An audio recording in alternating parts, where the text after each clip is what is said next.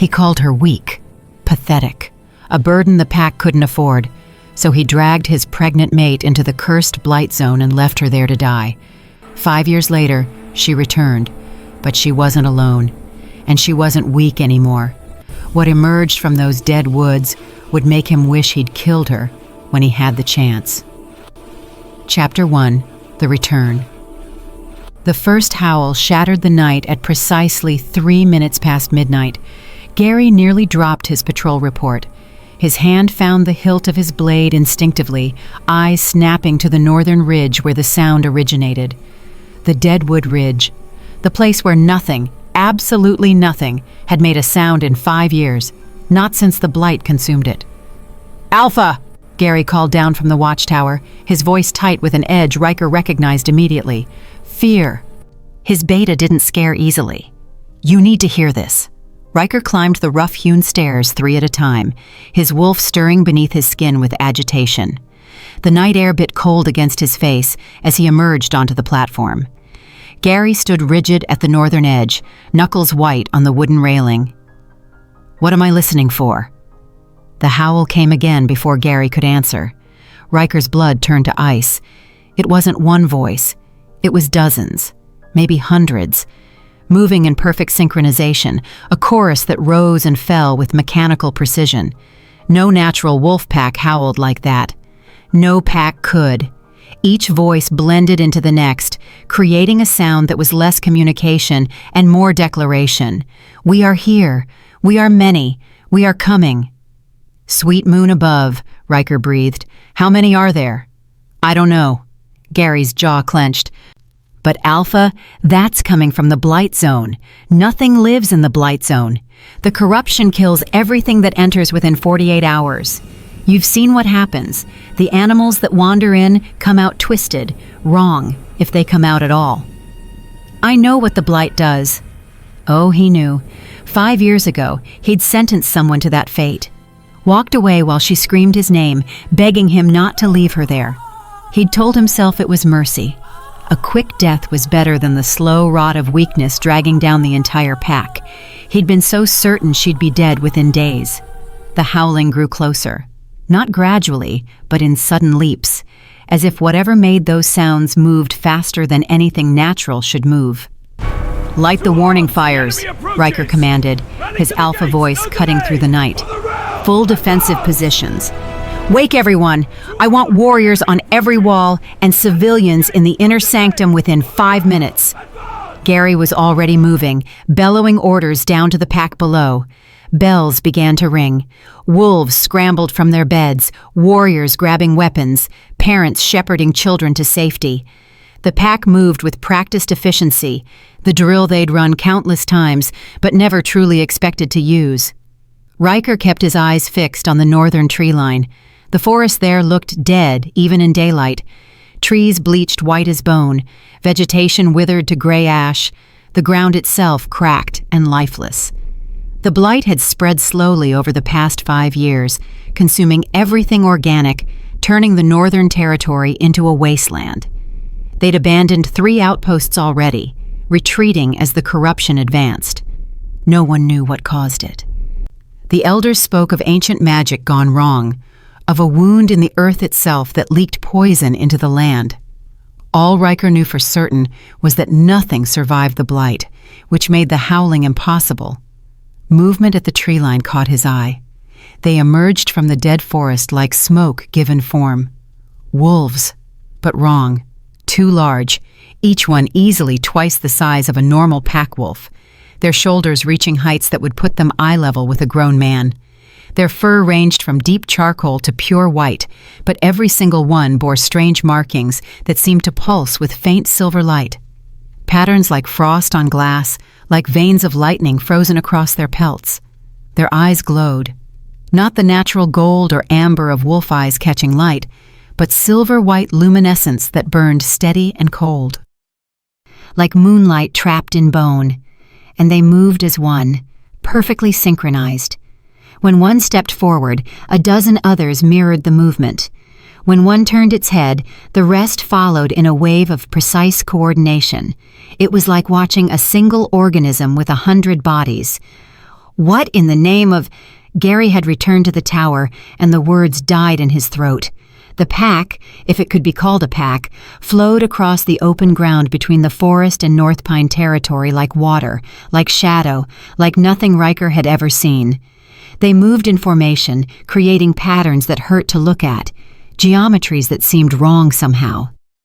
Behind them, at the center of the formation, walked a figure. Human. Or human-shaped at least. She wore armor of dark leather that seemed to absorb light rather than reflect it, fitted close to her frame but clearly designed for combat. Boots that came to mid-thigh, bracers on her forearms studded with what looked like bone or claw. No helmet. Her hair streamed behind her like a white banner, loose and wild, catching the moonlight. Even from this distance, Riker could see her face. The world tilted. No, it couldn't be. Alpha? Gary grabbed his arm, steadying him. What's wrong? Do you recognize— Serafina. The name came out barely a whisper. Gary leaned closer. What? It's Serafina. Louder now, though his voice sounded hollow in his own ears. She was my mate. 5 years ago. Gary went very still. Every wolf in the pack knew the story, or a version of it. The weak Omega who'd nearly gotten the Alpha killed during a hunt. The liability who consumed resources without contributing strength. The mate bond that Riker had severed for the good of the pack. The woman he'd left in the Blight Zone to die. That's impossible, Gary said flatly. Nothing survives the Blight. You said yourself she'd be dead within— I know what I said. But there she was, walking at the head of an army that shouldn't exist, commanding wolves that looked like nightmares given flesh, moving across his territory like she owned it. And she was smiling, not a warm smile, not the shy, gentle expression he remembered from before. This smile was all edges and ice, the smile of something that knew exactly how dangerous it was and enjoyed the knowledge. The pack halted at the border markers, perfectly synchronized, as if responding to a command no one else could hear. The woman, Serafina— it had to be Serafina despite the white hair and the glowing marks on her skin and the aura of wrongness that surrounded her— continued forward alone.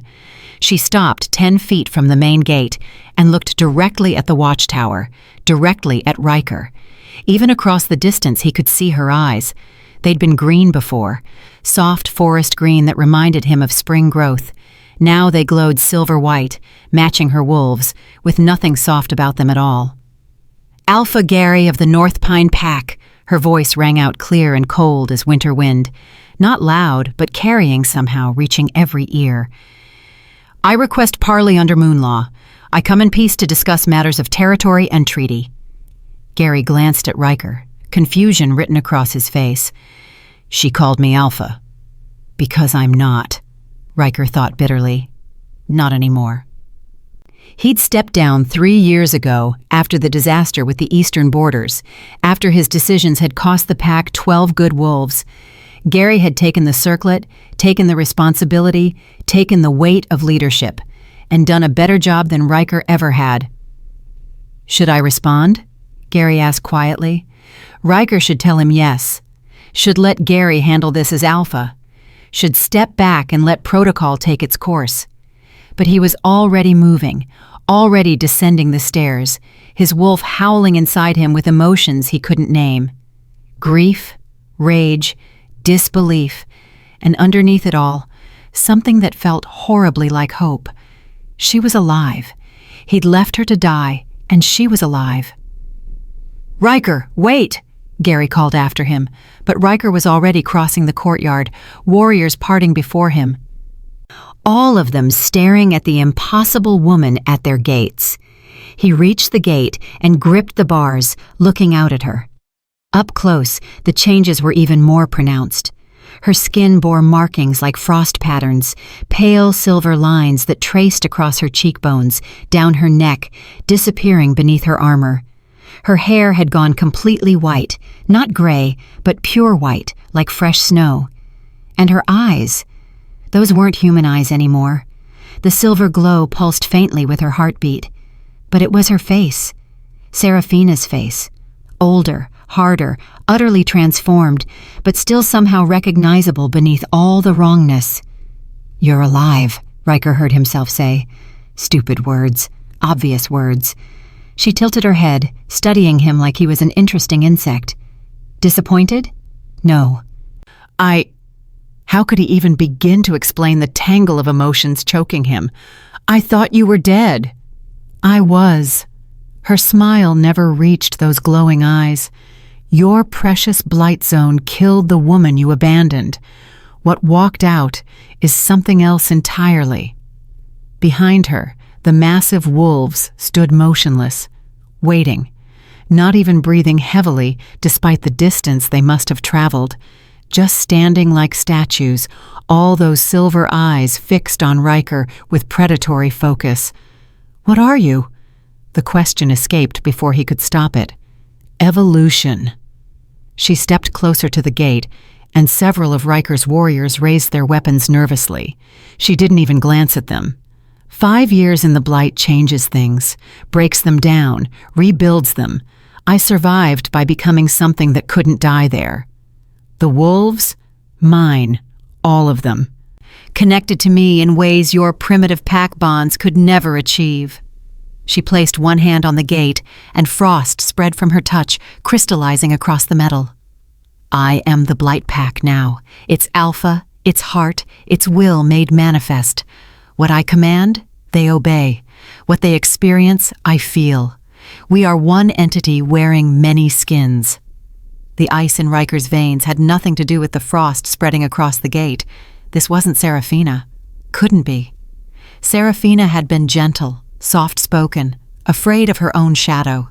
She'd flinched when he raised his voice, apologized constantly for existing, tried so hard to be useful despite her weakness. This creature looked at him like he was prey. "What do you want?" He forced the words out steady. "What I came for." She withdrew her hand and the frost stopped spreading. "I'm here to address Alpha Gary about territorial rights. The Blight Zone and 50 miles of surrounding territory, to be exact." 50 miles. That was nearly a third of North Pine's land. "You can't just claim..." "Can't I?" Those silver eyes fixed on him with terrible focus. Pack law is very clear. Abandoned territory reverts to whoever can survive it. I've survived the Blight for 5 years. I've claimed it, tamed it, turned it into a home for my pack. Every wolf standing behind me was left for dead by packs like yours. The weak, the broken, the abandoned. I gave them purpose, gave them strength, gave them life. She leaned closer, and Riker caught her scent. It was wrong, all wrong. Not the warm, familiar smell of pack and mate, but something cold and sharp like ozone before a storm.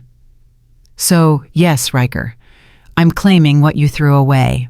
The territory, the power, the life you said I didn't deserve." Her voice dropped to something intimate and vicious. "Tell me, was it worth it? Abandoning your mate to save your precious pack from the burden of my weakness?" Footsteps behind him. Gary had arrived, breathing hard from running down from the tower. "I'm Alpha Gary," he said formally, though his eyes kept darting to the army of nightmare wolves waiting at the border.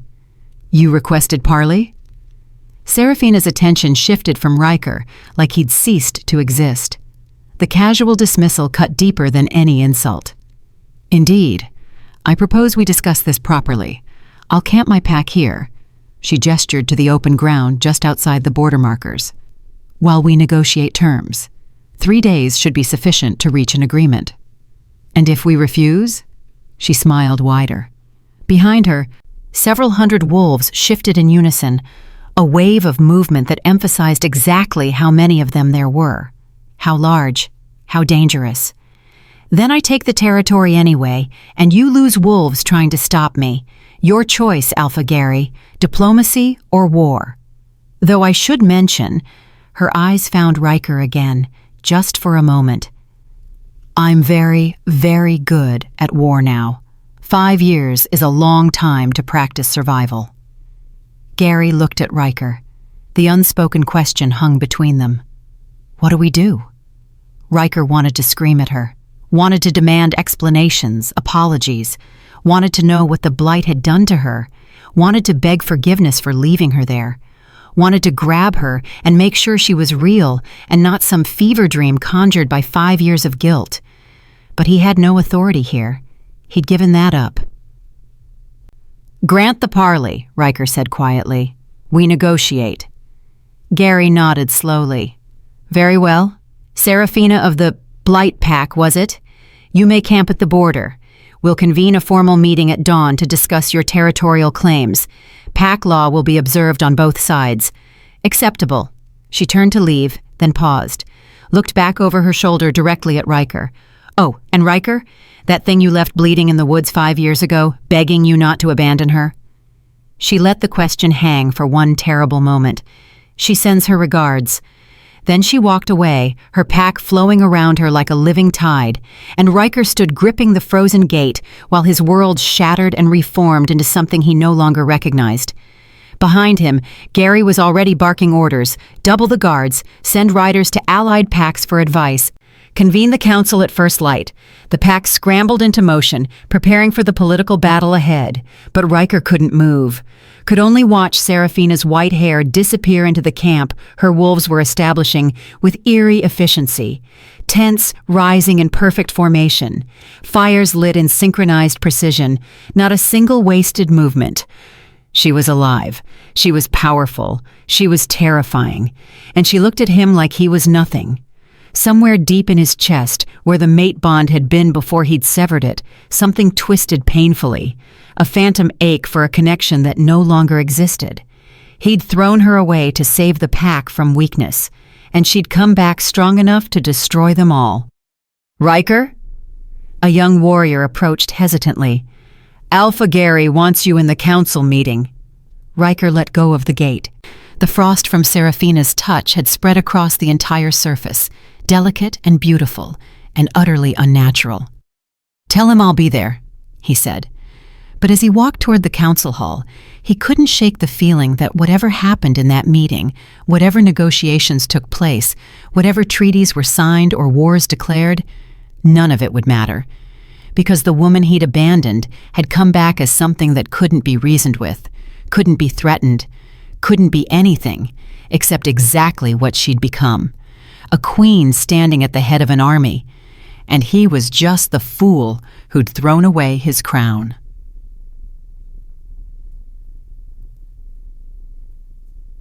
The council chamber filled with tense, frightened wolves, elders who'd seen 3 generations of North Pine leadership, warriors who'd fought in a dozen territorial disputes. Gary at the head of the table, already looking exhausted, and Riker, sitting in the corner where former alphas belonged, close enough to advise, far enough to remember his place. "The question before us," Gary began, "is whether we have any legal grounds to refuse her claim." Elder Torin, ancient and weathered, shook his head slowly. "Pack law is clear. Territory abandoned by a pack can be claimed by whoever survives it. If she's lived in the Blight Zone for 5 years..." He trailed off, the impossibility of that statement hanging in the air. "She can't have," Counselor Breck insisted. "Nothing survives the Blight. This has to be a trick, an illusion, something." "Did those wolves look like an illusion to you?" Gary snapped. "Did the frost on our gate feel fake?"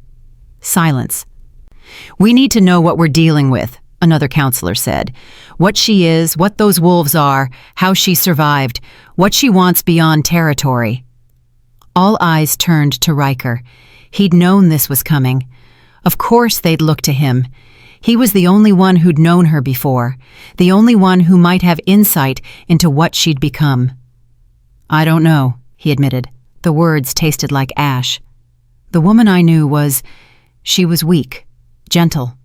She could barely defend herself in a simple sparring match. She had no combat skills, no political cunning, no survival instincts. That's why He couldn't finish. "Why you left her to die in the Blight," Breck finished coldly. "For the good of the pack. Yes, we remember." The reminder stung worse, because it was exactly what Riker had told himself for 5 years. Every night he'd lain awake remembering her screams. Every morning he'd convinced himself it had been necessary. "Whatever she was," Riker continued, "she isn't anymore. The blight changed her, made her into something else.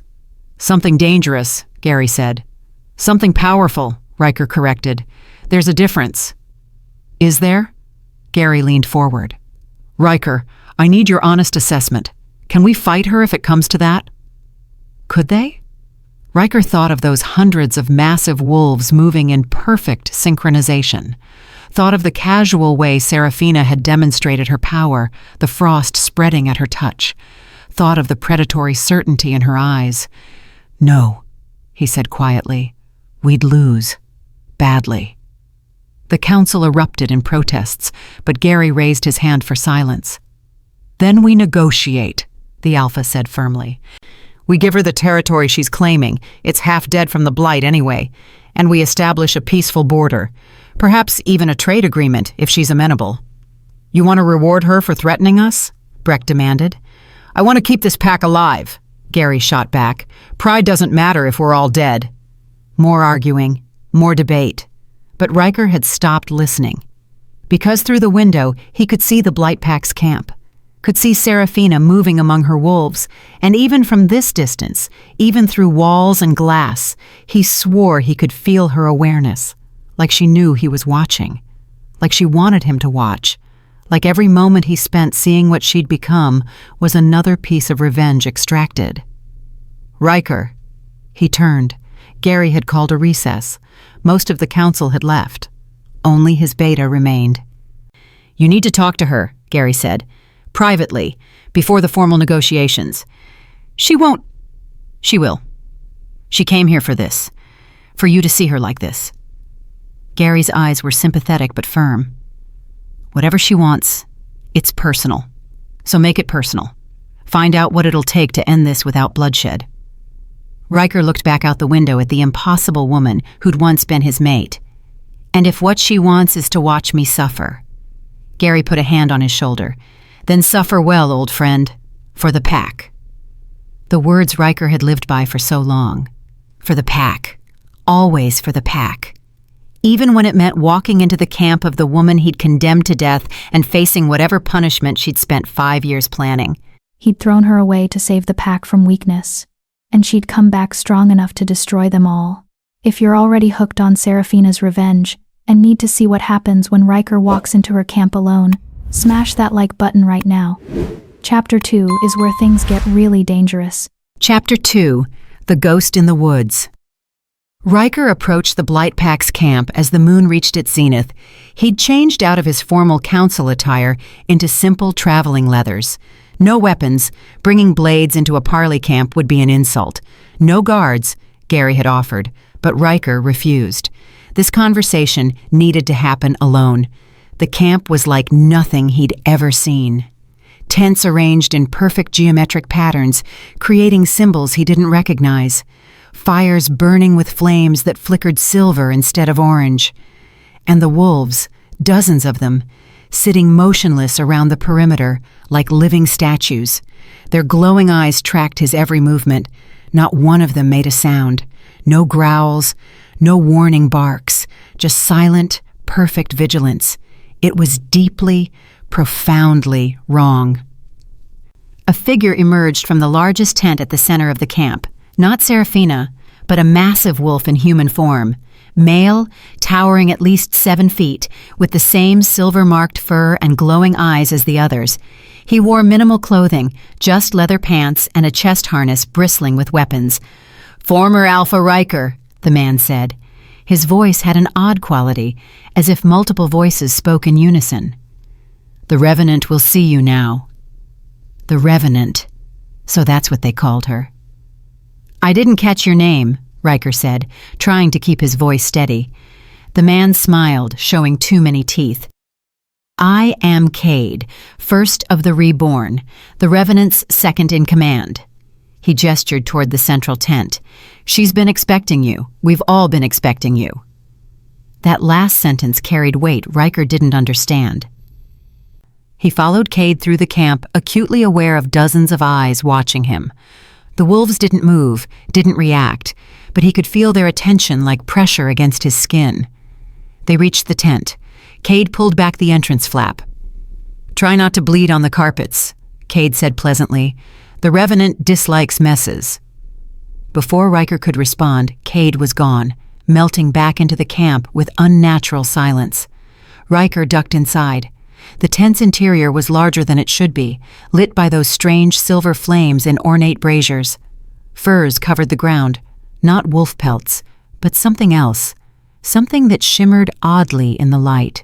Maps covered one wall, showing territories far beyond North Pine, battle plans maybe, or conquest routes.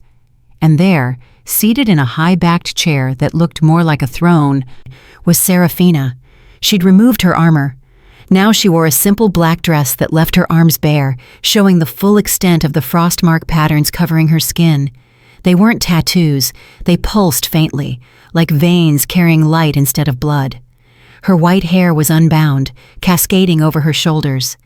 In the silver firelight, she looked ethereal, beautiful in a way that had nothing to do with human beauty and everything to do with predatory perfection. She was reading a leather-bound book. She didn't look up when he entered.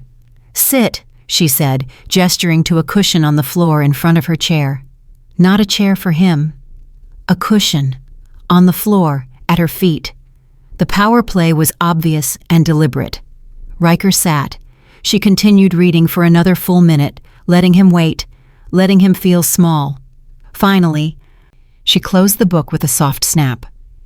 "Do you know what this is?" She held up the book. "No." "It's a journal, my journal, from before." Those silver eyes fixed on him. "I kept it during our mating, wrote in it every night. Want to know what I wrote about?"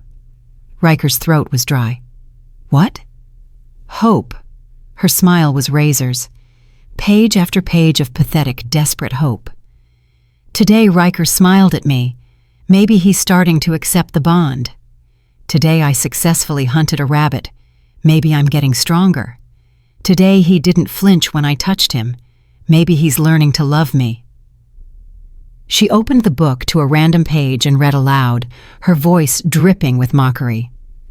"I know I'm not what he wanted in a mate. I know the pack thinks I'm weak, but I'll prove myself. I'll become strong enough that he'll be proud to call me his. I'll make him love me." She snapped the book shut again. "I was so stupid." "Seraphina. That's not my name anymore." Her voice could freeze blood. "Seraphina died in the Blight.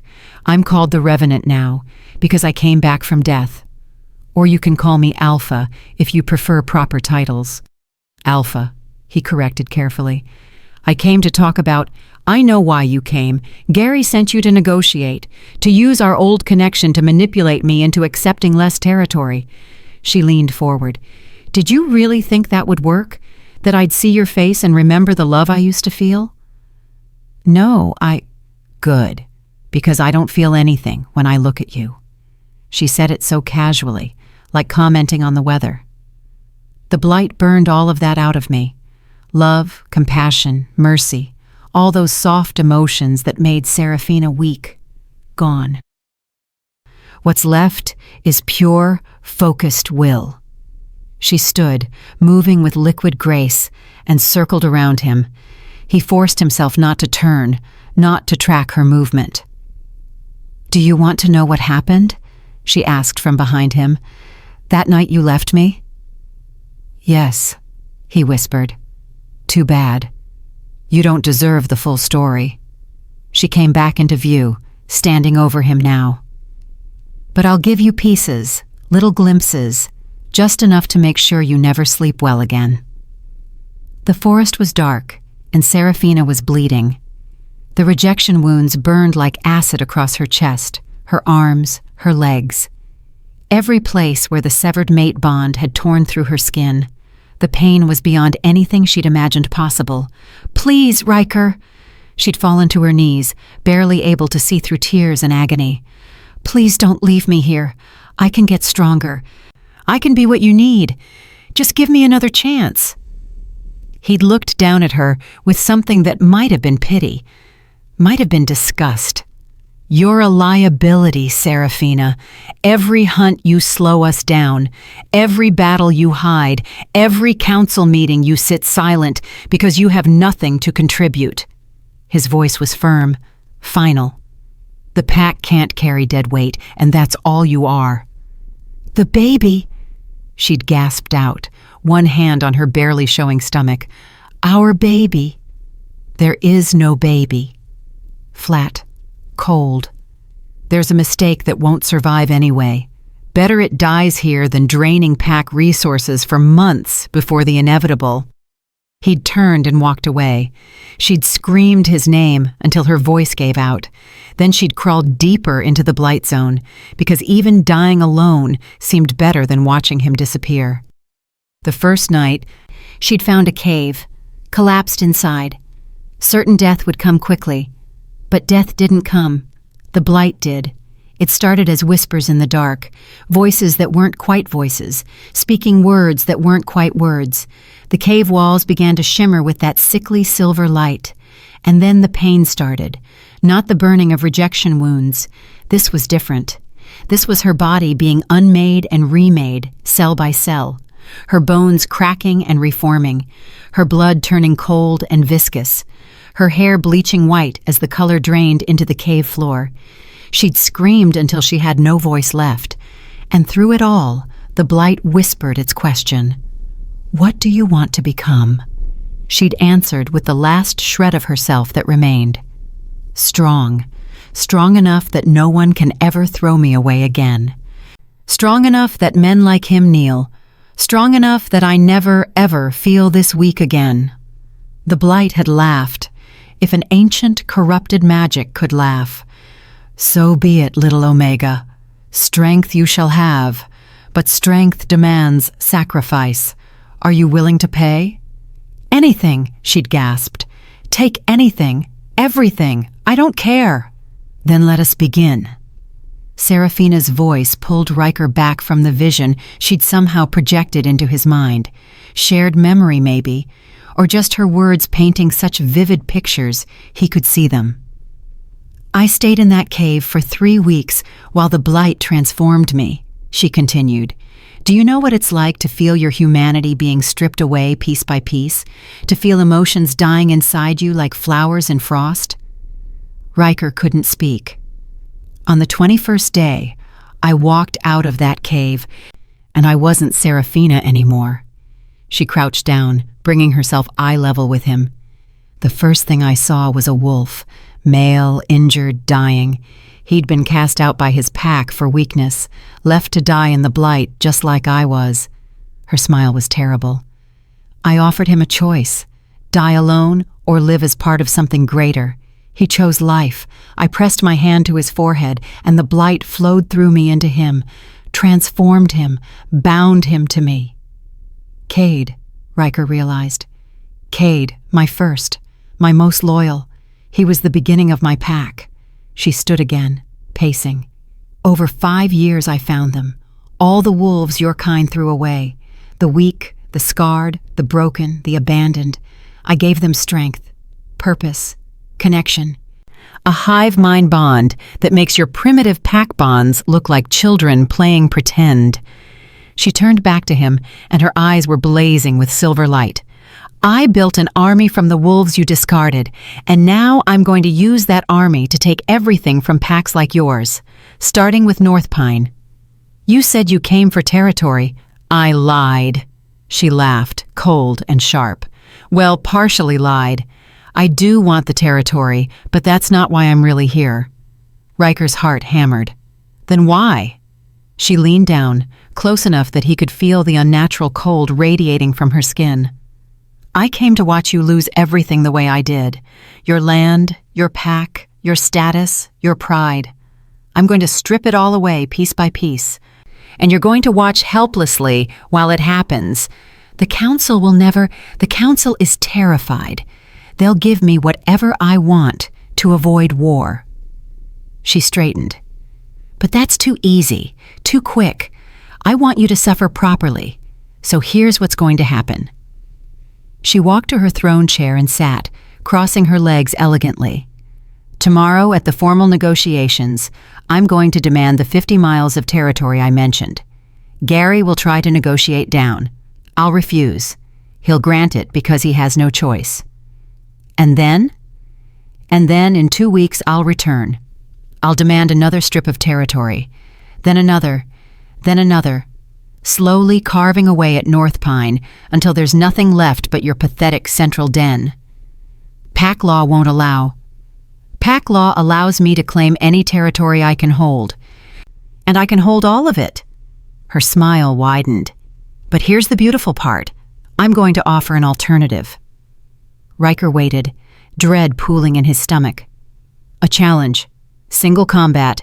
You versus me. Winner takes all the disputed territory. I'm not the alpha anymore. I can't. Oh, but you can. Pack law allows any pack member to fight on behalf of their alpha in territorial disputes. Gary will nominate you because you're still the strongest fighter North Pine has. You won't be able to refuse without looking like a coward. She leaned forward, eyes glittering with malicious joy. And then I'm going to break you in front of your entire pack. Not kill you. That would be mercy. I'm going to hurt you in ways that heal wrong, leave you crippled. A living reminder of what happens to alphas who throw away their mates. Riker's wolf snarled inside him, desperate and furious, but he kept his voice level. You've thought this through. I've had 5 years to plan this. 5 years of survival and transformation and building power, all leading to this moment. She stood and walked to him, placing one cold hand on his cheek. You're going to lose everything, Riker, and then you're going to live with that loss for the rest of your miserable life. Her touch burned with cold. Frost spread from her fingers across his skin. That's my revenge, not quick death, not even quick defeat. Slow, methodical destruction of everything you value, until you're as broken as I was in that cave. She removed her hand. The frost melted, leaving his skin red and aching. Now get out of my camp. We have negotiations tomorrow, and I want you well rested. I need you sharp enough to truly understand what you're losing. Riker stood on shaking legs. Every instinct screamed at him to fight, to argue, to do something. But what could he do? She held all the power here. He walked to the tent entrance, then paused. The baby, he heard himself say. What happened to the baby? Silence stretched behind him. When she finally spoke, her voice was different, quieter, almost human. The baby died. The blight killed it during the transformation. That was part of the price I paid. Something in her tone made him turn. For just a moment, her mask slipped. He saw grief there, raw and terrible, before it vanished behind silver light and cold fury. That was your child too, she continued, voice hardening again. The one you called a mistake. The one you said would die anyway. You were right about that, at least. It died because you left us in the blight. The guilt hit like a physical blow. If you say you're sorry, I'll kill you where you stand. Her hand moved to a blade at her hip. Sorry means nothing. Sorry doesn't bring back what was lost. Sorry doesn't undo 5 years of suffering. She turned away from him, dismissing him. Leave, before I forget why I'm keeping you alive. Riker left. He walked through the silent camp, past the watching wolves, past Cade, who smiled knowingly, past the border markers, into North Pine territory. He made it 50 feet before his legs gave out. He collapsed against a tree, shaking, the full weight of what he'd done finally, truly hitting him. He'd killed their child. Not directly, but his actions had led to that death as surely as if he'd done it with his own hands. And Seraphina, the Revenant, was going to make him pay for it in the slowest, most painful way possible. Gary found him there an hour later, still sitting against the tree. How did it go? His friend asked quietly. Riker looked up at him with hollow eyes. We're going to lose everything, he said, and there's nothing we can do to stop it. Chapter 3. The Blight Pack. Dawn came too quickly. Riker hadn't slept. He'd sat in his quarters staring at the wall, replaying Seraphina's words over and over. The baby, their baby, dead because of him. He'd known she was pregnant when he left her, had convinced himself it was better this way. Better the child die quickly in the blight than grow up weak like its mother, dragging down the pack. He'd been a monster. A knock at his door pulled him from his thoughts. It's time, Gary called. The negotiations start in an hour. You need to be there. Riker stood, his body moving on autopilot. He dressed in formal council attire, dark furs, the silver clasps that marked him as former Alpha. Once, these clothes had made him feel powerful. Now they felt like a costume. The Great Hall was already filling when he arrived. Not just North Pine wolves, but representatives from neighboring packs. Word had spread fast. The Blight Pack's arrival was news that rippled through pack politics like a stone in still water. Alpha Tauren of the Shadowcrest pack had arrived with a full entourage.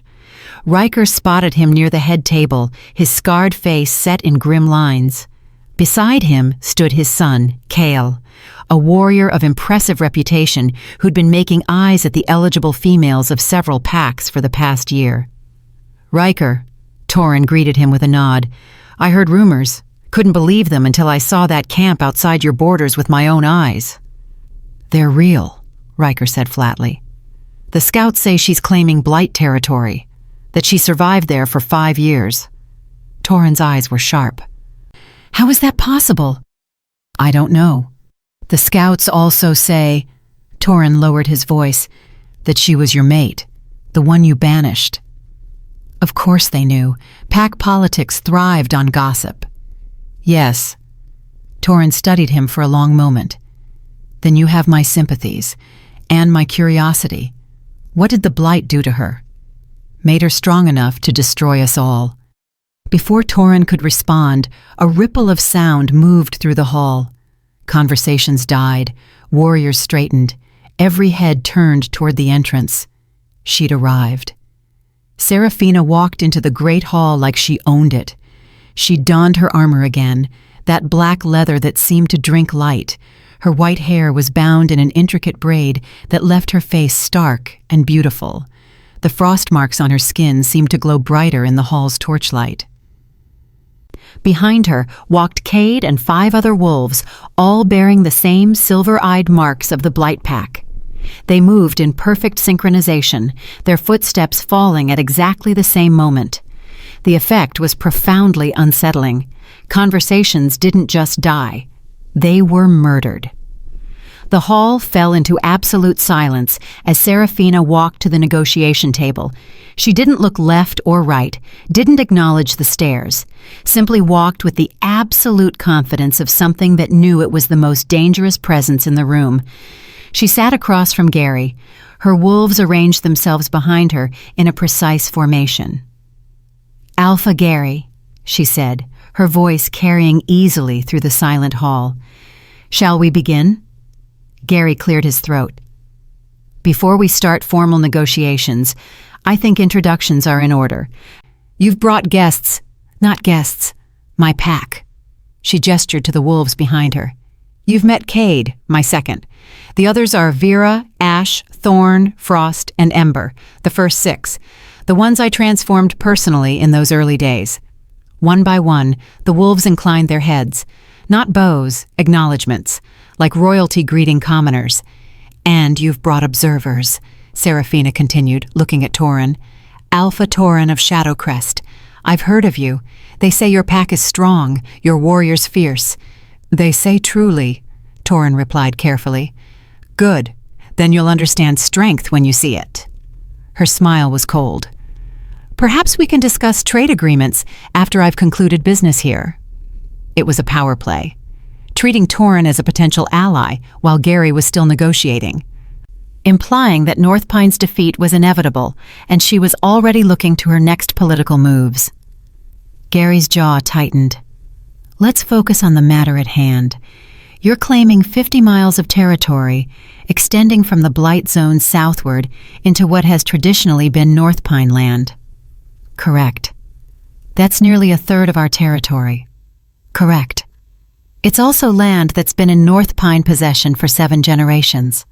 Seraphina leaned back in her chair. "Was. It was in North Pine possession. You abandoned it when the Blight spread. Your scouts stopped patrolling it 3 years ago. Your hunters haven't taken game from it in 4. By pack law, abandoned territory can be claimed by whoever can hold it." "We didn't abandon it," Gary countered. "We strategically withdrew from a contaminated zone. Call it what you like. The result is the same. You left. I claimed it. It's mine now." Elder Torin rose from the council seats. "If I may speak, Alpha Gary?" Gary nodded. The old wolf addressed Seraphina directly. "Young Alpha, pack law does indeed allow for territorial claims on abandoned land. However, there are provisions. The claiming pack must demonstrate they can hold and utilize the territory. The blight zone is, by all accounts, uninhabitable, dead. How can you claim to hold land that kills everything that enters it?" Seraphina's smile widened. "An excellent question, Elder. Cade?" Her second-in-command stepped forward. "The blight zone is no longer uninhabitable. Not for us. Our pack has lived there for 5 years. We've built structures, established hunting grounds, created a sustainable territory." "Impossible," someone muttered from the crowd. "We have scouts who can verify," Gary began. "Send them," Seraphina interrupted. "Send your scouts into the blight. Let them see what we've built. But I warn you, they'll need my permission to pass the border. The blight responds to me now.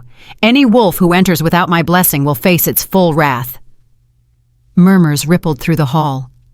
Riker felt ice forming in his stomach. She wasn't just claiming to survive the blight. She was claiming to control it. "You're saying you command the corruption itself?" Gary asked incredulously. "I'm saying the blight and I came to an understanding. It transformed me. In return, I serve as its avatar in the physical world. My pack is extension of its will. The territory we claim isn't just land. It's an expansion of the blight's domain." The hall erupted. Wolves shouted over each other. Warriors reached for weapons. The council members argued loudly about whether this was even possible. Torin's entourage looked genuinely frightened. Gary slammed his hand on the table. "Order! We will have order in this hall!" Slowly, the chaos subsided. "If what you're saying is true," Gary said carefully, "then you're not just claiming territory. You're threatening to spread corruption into our lands." "Only if you resist," Seraphina said pleasantly. "The blight grows where I command it to grow. Give me the territory I'm claiming, and it will stabilize at those borders. Refuse, and—" She shrugged delicately. "Well, the blight has a mind of its own. It might decide to spread further. I can't control everything it does." It was a threat, barely veiled. Give her what she wanted, or watch the corruption consume their lands.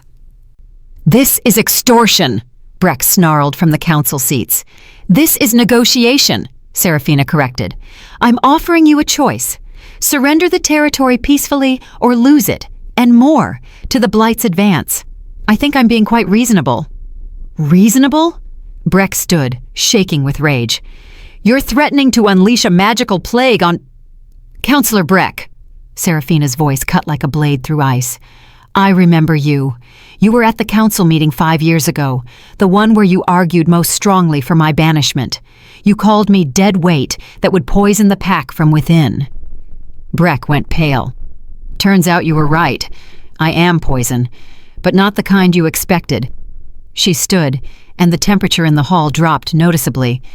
"I'm the poison that punishes packs who throw away their so-called weak, who abandon their own to die in cursed lands, who value strength over mercy." Frost began spreading across the stone floor, radiating from where she stood. 5 years ago, this pack sentenced me to death for the crime of being insufficiently vicious. Well, I learned viciousness in the blight, learned it so well that I came back to teach all of you the lesson." "And what lesson is that?" Gary asked quietly. "That weakness and strength are not what you think they are. That the wolves you discard might come back stronger than you can imagine. That mercy is not optional. It's survival insurance." She placed both hands on the table. Ice spread from her touch, covering the entire surface in crystalline frost. "Every wolf in my pack was abandoned by packs like yours, left to die for being too small, too scarred, too old, too different. I gave them purpose, power, a family that doesn't measure worth by how many enemies you've killed." One of her wolves, Vera, the female with white fur, stepped forward. "I was left in the blight because I refused to kill my own sister in a dominance challenge. My pack called me weak. The Revenant called me loyal. Another wolf, Ash, massive and dark-furred, spoke next. I was abandoned because injury made me limp. My alpha said cripples had no place in the pack. The Revenant healed me and gave me strength beyond anything I'd known. One by one, the first 6 told their stories. Abandoned, discarded, left to die. And one by one, they'd been found by Seraphina and transformed into something new. The hall listened in growing horror, because every pack represented here had done the same thing at some point. Cast out the weak. Abandoned the wounded, prioritized strength over compassion, and now those discarded wolves had returned as an army. You're building a pack of outcasts, Torin observed. Rebels against the natural order. I'm building a pack of survivors, Seraphina corrected, and we're going to replace your natural order with something better. One territory at a time, one pack at a time. She looked directly at Riker then, the first time she'd acknowledged his presence since entering the hall. Starting with the pack that taught me this lesson most thoroughly. The weight of her gaze was crushing. Riker forced himself not to look away, even though every instinct screamed to flee. I propose an alternative to simple territorial surrender, Seraphina announced, still holding Riker's gaze. A challenge, single combat, your champion against mine. Winner takes the disputed territory. Here it was, the trap she'd warned him about. We accept, Gary said immediately. You might want to hear my terms first, Seraphina said mildly. If my champion wins, I take the 50 miles of territory with no further dispute. If yours wins, I withdraw all claims and leave North Pine Lands entirely. That seems fair, Gary said cautiously. It does, doesn't it? Her smile was predatory. I propose the challenge take place in 3 days. That gives both sides time to prepare. The combat will be fought in traditional form. Shifted, claws and teeth, until one party yields or dies. Agreed, Gary said. Excellent. Then there's just one more detail. Seraphina's eyes glittered with malicious joy. I choose my champion now, and I choose myself. Shocked silence. You intend to fight personally? Gary asked. I do. After all, this is my claim, my pack, my cause. It's only fitting I defend it myself. She tilted her head.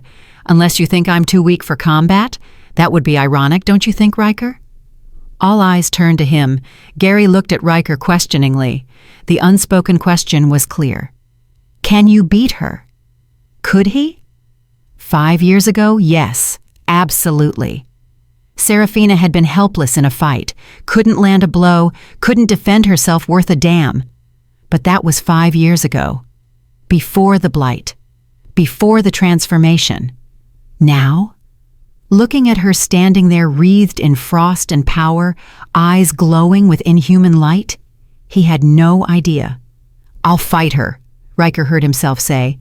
Riker, no, Gary began. I'll fight her, Riker repeated, standing. As North Pine's champion. Seraphina's smile was terrible and beautiful. Perfect. Then it settled. 3 days from now, at dawn, in the clearing between our camps, Riker versus the Revenant. All disputes to be settled by the outcome. She turned to leave, her wolves falling into formation behind her. Oh, and Riker? She paused at the doorway. I hope you spend these 3 days making peace with your gods. You're going to need their mercy, because you'll get none from me. Then she was gone, her pack flowing out behind her like a tide of silver-eyed shadows. The hall exploded into chaos the moment she left. Warriors arguing about whether the challenge was wise, council members debating the legal implications, Torin and his wolves discussing what this meant for regional pack politics. But Riker heard none of it. Because he'd just agreed to fight the woman he'd left to die, the woman who'd survived by becoming something monstrous, the woman who'd spent 5 years planning his destruction, and he had 3 days to figure out how to beat her, or how to survive losing. Gary found him later in the training yard, beating his fists bloody against a practice dummy. You can't win this fight, Gary said bluntly. I know. She's going to destroy you. I know. Then why did you agree? Riker stopped hitting the dummy. His knuckles were split, bleeding. He watched the blood drip onto the ground. Because I deserve it, he said quietly. Everything she's going to do to me, I deserve it. I killed our child, Gary, left her pregnant in the blight, and our baby died because of it. Gary was silent for a long moment. Even if you deserve it, he finally said, the pack doesn't. If you lose, we lose a third of our territory, resources, hunting grounds, safety. You should have chosen a different champion. There is no different champion. You're the strongest fighter we have. Even after stepping down, even after 3 years of guilt and self-destruction, you're still the best we've got. Gary grabbed his shoulder, forcing Riker to look at him. So stop hitting practice dummies and start training to actually win. How do I fight something that controls the blight itself? You figure out her weaknesses. Every fighter has them. Gary squeezed his shoulder once, then let go. And you stop thinking of her as your mate. She's not. She's the Revenant. She's your enemy. And you fight enemies to win, not to atone. Gary left. Riker stood alone in the training yard as the sun set, painting the sky blood red. 3 days. 3 days to prepare for a fight he probably couldn't win. 3 days before Serafina made good on her promise to break him in front of everyone he'd ever known. He looked toward the Blight Pack's camp in the distance, could see their silver fires burning, could feel, even from here, the wrongness that surrounded them. And somewhere in that camp, Serafina was probably smiling, knowing that no matter what happened in 3 days, she'd already won. Because even if he somehow beat her in combat, he'd still have to live with what he'd done. And that was a fight he'd been losing for 5 years. That night, Riker dreamed of the cave. He saw Serafina there, young and terrified, her body racked with transformation, saw her screaming as the blight unmade her, saw the exact moment their child died inside her, a small light extinguishing, saw the moment she stopped screaming and started accepting, the moment she chose strength over death, the moment the gentle Omega he'd known burned away completely, leaving only the Revenant behind. He woke gasping, drenched in sweat. 2 more days. Chapter 4. The Price of Weakness. Day 1 before the challenge. Riker woke to find Lydia packing. His mate, his current mate, the one he'd chosen 3 years after Serafina, the one who was everything an alpha mate should be, was methodically folding clothes into a travel bag.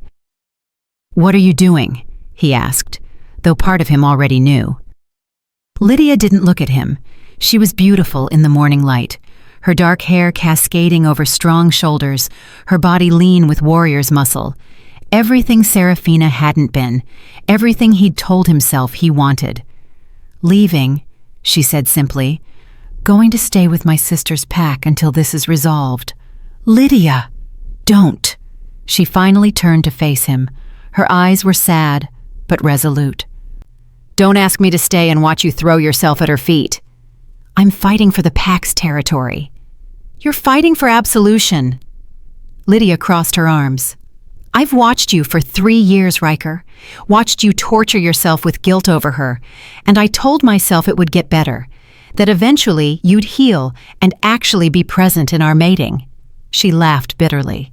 "Then she shows up and I see the way you look at her.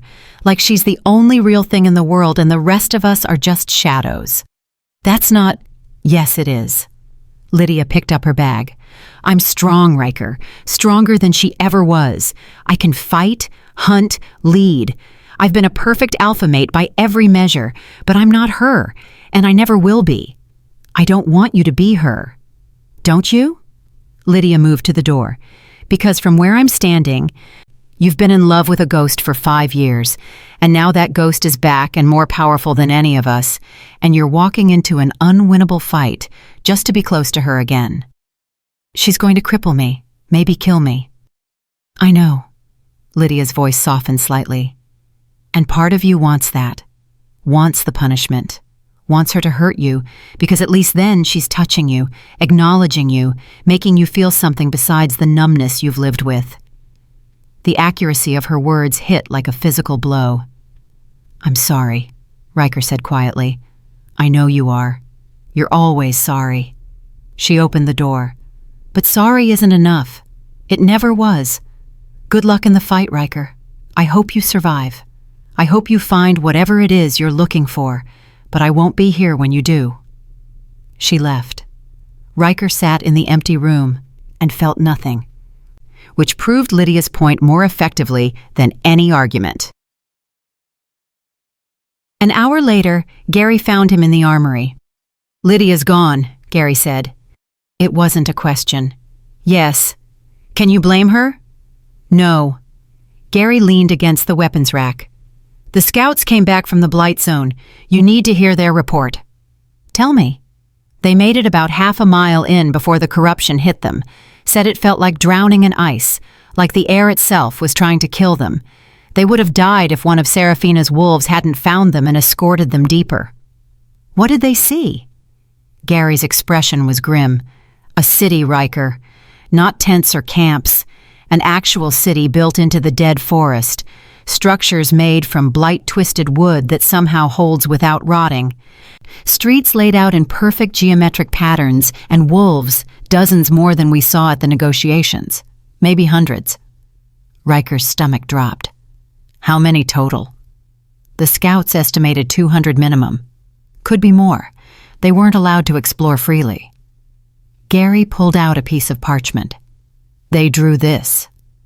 The sketch showed a sprawling settlement centered around a massive structure that looked like a palace carved from white wood and ice. Smaller buildings radiated outward in precise circles, and everywhere those silver lights burning. "She's not just surviving the blight," Riker said slowly. "She's built a kingdom in it. A kingdom of outcasts and rejects that's more organized than most established packs." Gary set down the sketch. "The scouts said something else. The wolves there are happy, not controlled or enslaved, but genuinely loyal. They worship her, Riker. Call her the Revenant, the Reborn, the Mother of Outcasts. A cult. Or a revolution." Gary met his eyes. "What happens if she wins this challenge and takes our territory? What happens when other abandoned wolves hear about her? When every pack's discarded members have somewhere to go, someone who'll make them strong?" Riker understood the implication. Seraphina wasn't just threatening North Pine. She was threatening the entire structure of pack society. "Then I have to win," Riker said. "Can you?" "I don't know, but I have to try."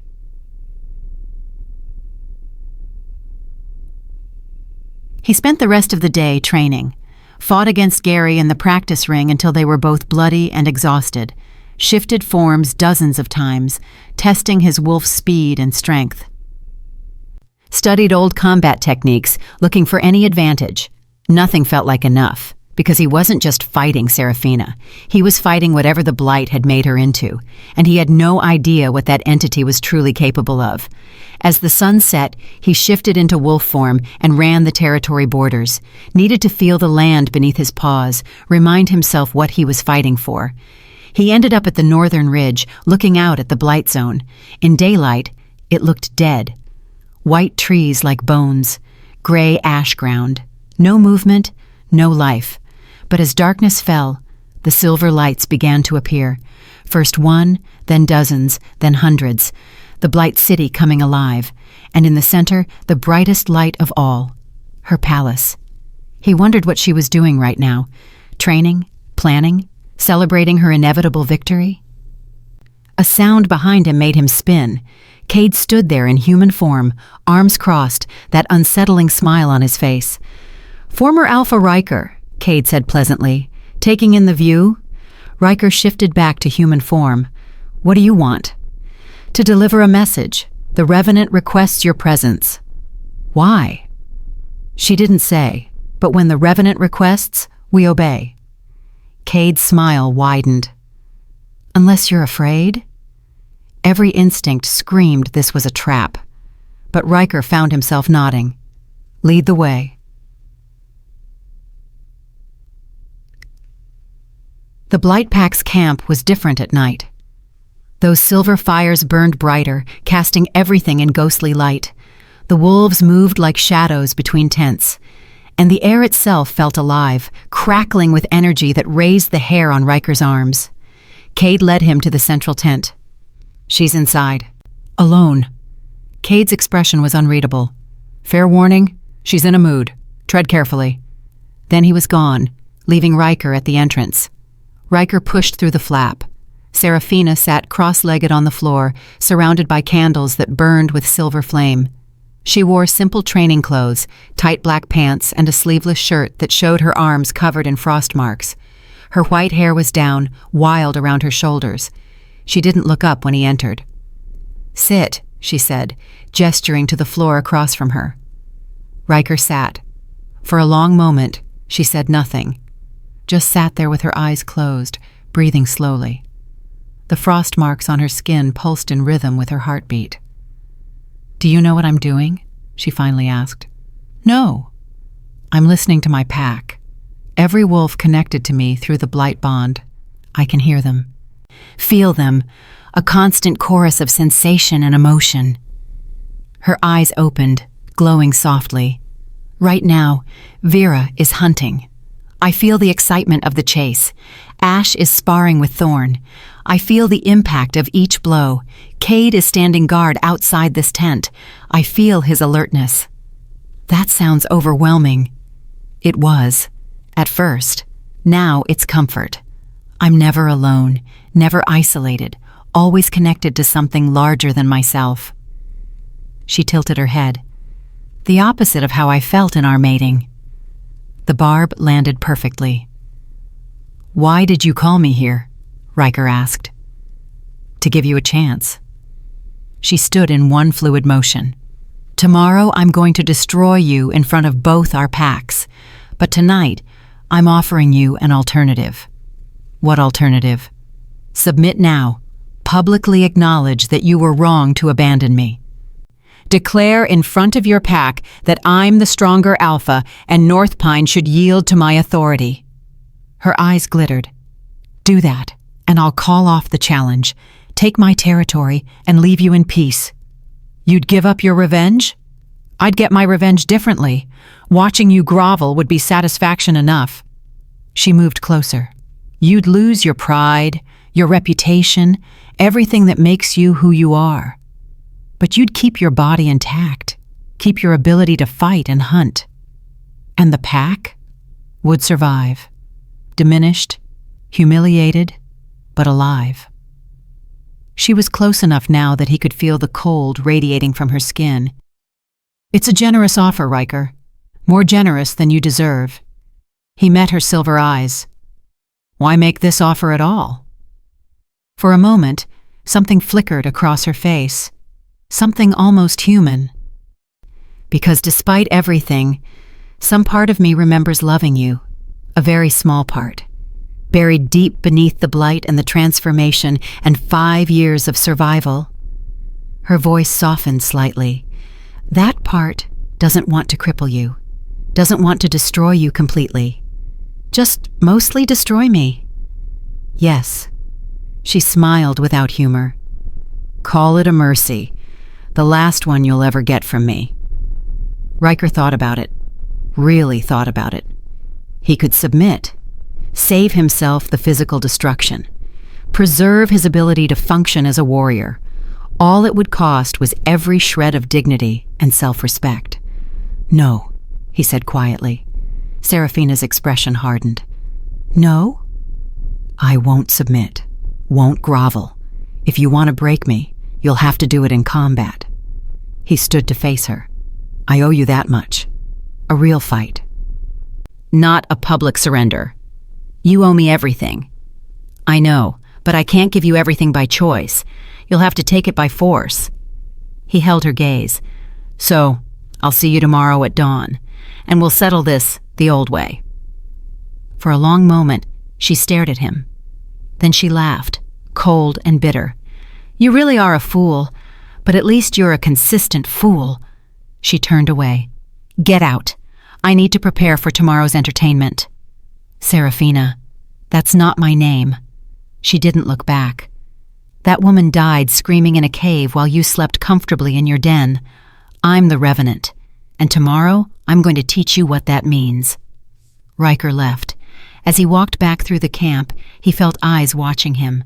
Every wolf knew about the offer. Every wolf knew he'd refused. Cade materialized beside him at the border. "You refused her mercy," Cade observed. "Yes. Why?" Riker stopped, looking back at the Blightpack's camp, at the silver lights and shadow wolves and the tent where Seraphina sat, planning his destruction. "Because she deserves the satisfaction of beating me in a real fight, not watching me crawl." He met Cade's strange eyes. "And because some part of me still believes she's Seraphina underneath all that ice, and Seraphina would hate herself for accepting my surrender without making me prove I'd changed." Cade studied him for a long moment, then surprisingly nodded. "You might be less of a fool than she thinks. Might." He gestured toward North Pine territory. "Now go, rest if you can. Tomorrow's going to hurt." Day 2, before the challenge. Riker woke to find Gary in his room with a visitor. A woman in healer's robes, elderly, her hands gnarled with age but her eyes sharp. "This is Mara," Gary said, "the best healer in 4 territories.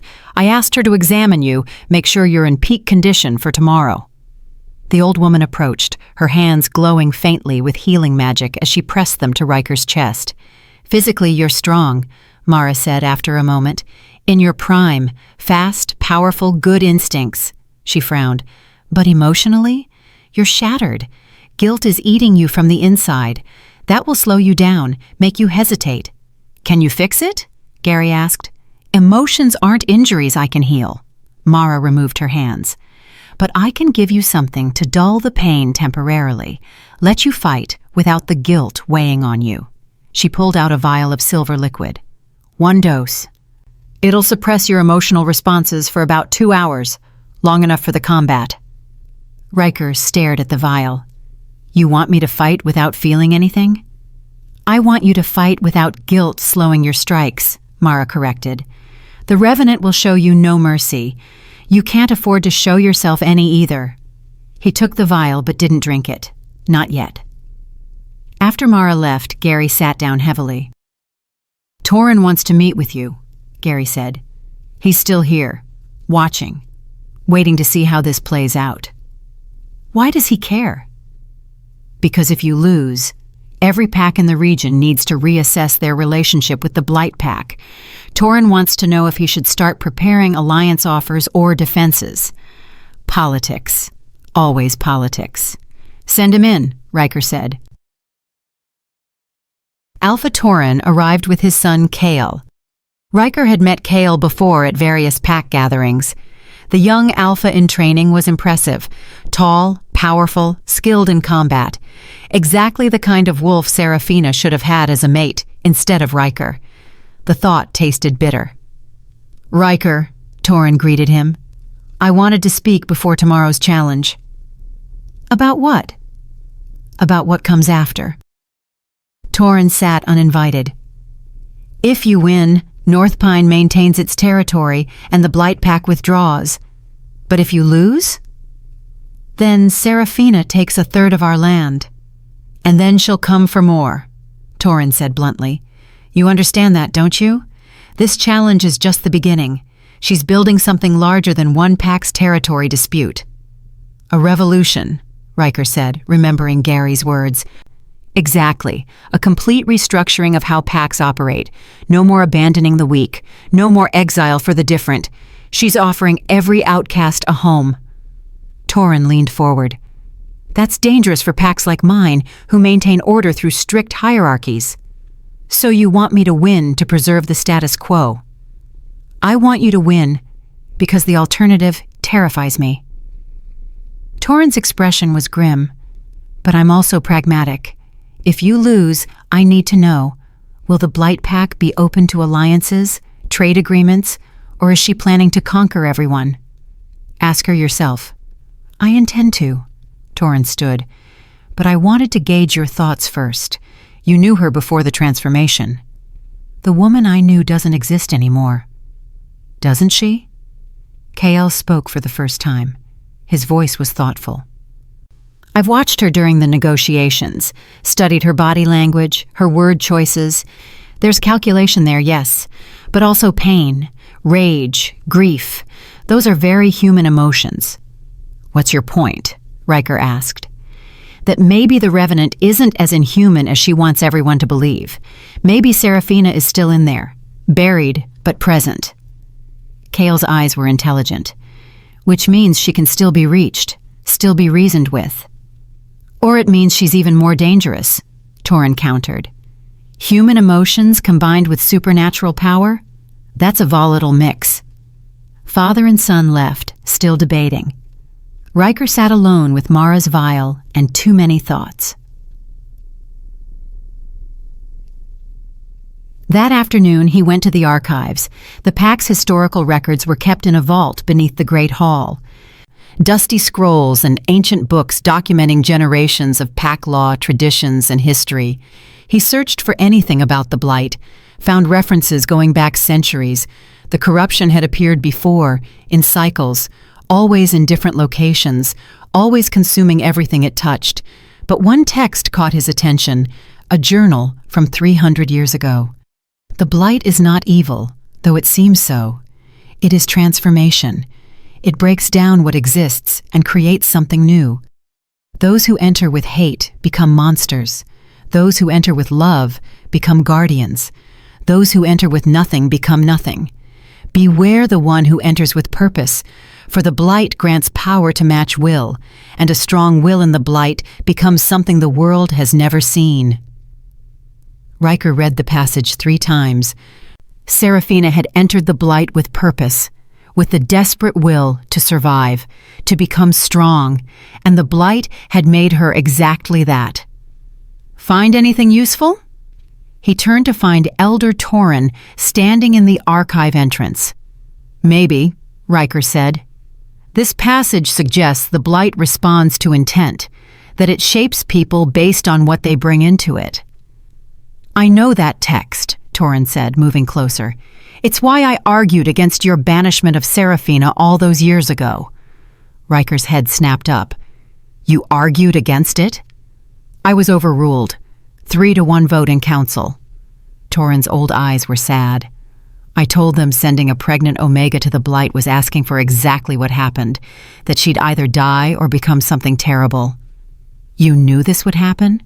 I knew it was possible.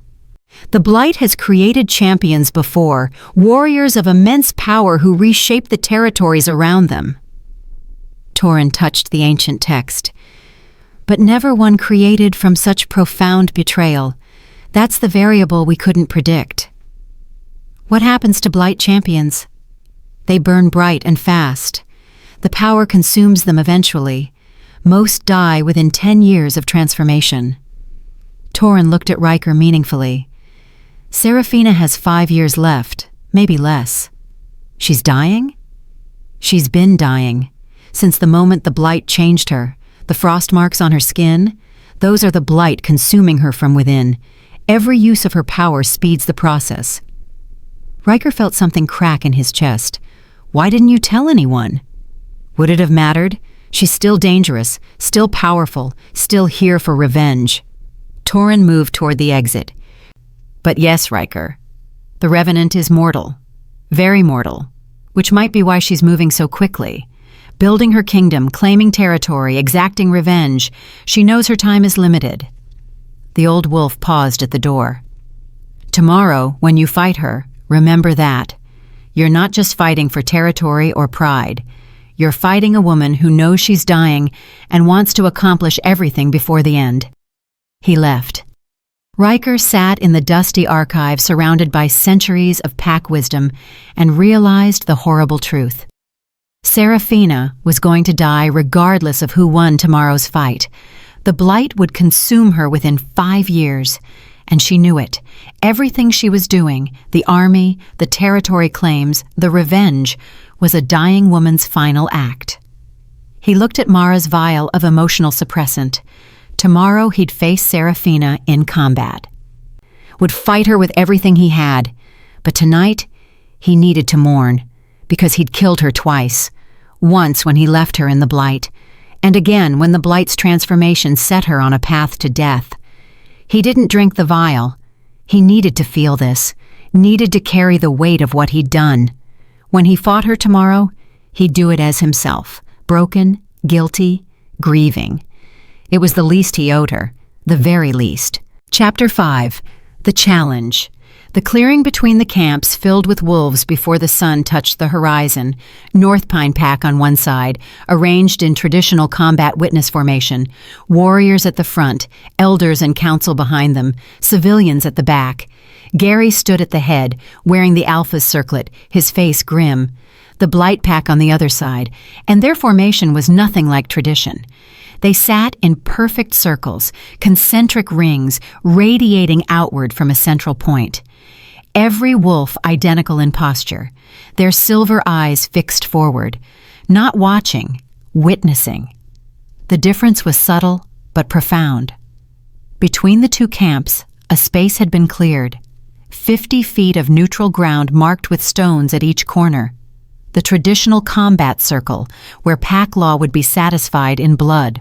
Riker stood at North Pine's edge, wearing minimal clothing, just leather pants, his chest bare, showing the scars from decades of battles, his feet bare against the cold ground. Across the clearing, Serafina emerged from her camp. She'd stripped down to black fighting leathers that left her arms and shoulders exposed. The frost marks covering her skin seemed to glow brighter in the pre-dawn light, pulsing with barely contained power. Her white hair was bound in a tight braid, her eyes blazed silver white. She looked like death given form, beautiful, terrible, inevitable.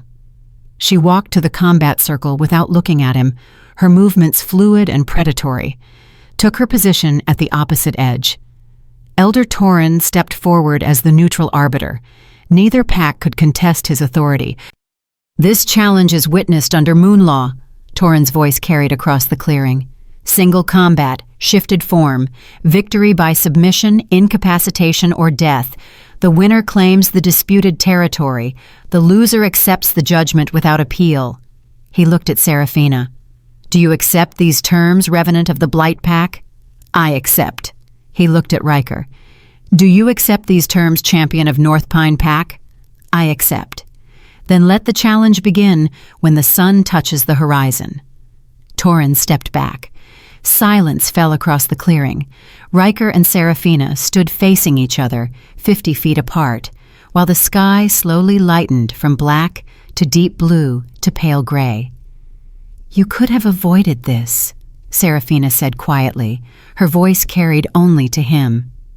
"Last night's offer still stands. Submit now. Save yourself." "No." "Fool." But something flickered in her eyes. Respect? Regret? It was gone too quickly to identify. "I know you're dying," Riker said. Her entire body went rigid. "What?" "The Blight is consuming you. You have maybe 5 years left. Elder Torin told me." He met her silver gaze steadily. "This revenge, this kingdom you're building, it's all a dying woman's final legacy." For a moment, her mask cracked completely. He saw raw emotion there, fury, grief, bitter acknowledgement. "So you know." Her voice was ice. "Does that make you feel better? Knowing I'll die regardless of what happens here?" "No, it makes me feel worse." "Good." The mask slammed back into place. "Then let's get started. I want you to carry that knowledge when I break every bone in your body." The sun touched the horizon. "Shift!" Torin commanded. Riker's wolf burst forth in a cascade of pain and power. His bones cracked and reformed. His senses exploded outward. The world sharpened into crystalline focus. He stood on 4 legs, massive, dark-furred, the apex predator. 8 feet of muscle and claw and fang, the alpha wolf that had led North Pine to victory in a dozen territorial wars. Across from him, Serafina shifted, and the world held its breath. Her wolf was wrong. Not just changed, fundamentally different from any wolf Riker had ever seen. Slightly smaller than his wolf, but that was the only way she seemed lesser. Her fur was pure white, almost luminescent in the dawn light. The frost marks covered her entire body, pulsing with silver energy. Her eyes blazed like captured stars. But the wrongness was deeper than appearance. She moved like water, like shadow, like something that existed between states of matter. Her form seemed to blur at the edges, as if reality couldn't quite hold her shape. The blight had made her into something that was barely wolf anymore, something other. They circled each other. Riker's instincts screamed warnings. Every muscle in his body recognized her as predator, as threat, as something that could kill him. Seraphina's lips pulled back, showing teeth that looked too sharp, too white. Then she attacked. She moved faster than physics should allow, one moment at the circle's edge, the next at his throat. Riker barely dodged, her teeth snapping shut an inch from his jugular. He countered, claws extended, going for her exposed flank. She wasn't there. Twisted midair like gravity was optional. Landed behind him, raked claws across his hindquarters. Pain exploded. Not just from the wounds, from cold. Her claws carried frost that bit deeper than the cuts themselves. Riker spun, caught her with his shoulder, sent her tumbling. She rolled with it, came up snarling. They crashed together in the center of the circle, teeth and claws and desperation. Riker fought with everything he'd learned in 30 years of combat, used his size advantage, his superior strength, his experience. Landed solid hits that should have broken ribs, but Seraphina fought like something that didn't care about injury, took damage that would drop normal wolves and kept coming. Her style was all aggression, no defense, every strike designed to maim, to cripple, to destroy. And she was fast, impossibly fast. Riker's world narrowed to pain and motion. Blood, his blood, stained the ground. Her claws opened wounds that burned with cold. Her teeth found purchase in his shoulder, his leg, his side. He gave as good as he got. His fangs tore chunks from her shoulder. His claws raked across her ribs. His superior mass let him slam her into the ground hard enough to crack stone, but she always got back up. Around them, both packs watched in horror. This wasn't a clean fight. Wasn't honorable combat between worthy opponents. This was mutual destruction. Seraphina lunged for his throat. Riker met her head on. They locked together, each trying to tear out the other's jugular, both refusing to release. Blood poured from a dozen wounds on both wolves. And slowly, terribly, Riker realized he was losing. Not because she was stronger. She wasn't. His wolf was larger, more powerful, but she was willing to trade injury for injury in a way he couldn't match. Every exchange left them both damaged, but she didn't slow, didn't hesitate, fought like pain was irrelevant, fought like she had nothing to lose, because she didn't. She was already dying. This fight was just choosing how. Riker's wolf was tiring. The cold from her strikes was spreading through his body, slowing his reactions. His muscles were stiffening, his movements becoming sluggish. Seraphina sensed the shift. She disengaged, circled him, predatory, patient. Tired? Her voice was harsh in wolf form, barely intelligible. We've only just started. She feinted left. He tracked the movement. Too slow. She was already right, slamming into his injured side. Her weight, insignificant compared to his, somehow drove him to the ground. Her jaws clamped on his throat. Not hard enough to kill, just enough to control. She had him. The crowd went silent. This was it. The moment of submission or death. Riker felt her teeth against his pulse. One bite, and he was done. Felt the cold radiating from her body, seeping into his wounds, spreading toward his heart. Submit, she growled against his throat. Say it. Let everyone hear you admit defeat. He should submit, should save his life. The fight was lost, but something in him refused. Not pride, not stubbornness. Understanding. She didn't want his submission. She wanted him to fight to the end, to prove he'd changed, to show he'd finally learned what strength really meant. Instead of submitting, Riker went limp, stopped fighting. But not in surrender, in trust. He bared his throat completely, exposed his most vulnerable point. "Do it," he said. "If this is what you need to be free of me, do it." Serafina's jaws tightened. He felt her teeth break skin. Then, nothing. She held the position for 1 heartbeat, 2, 3.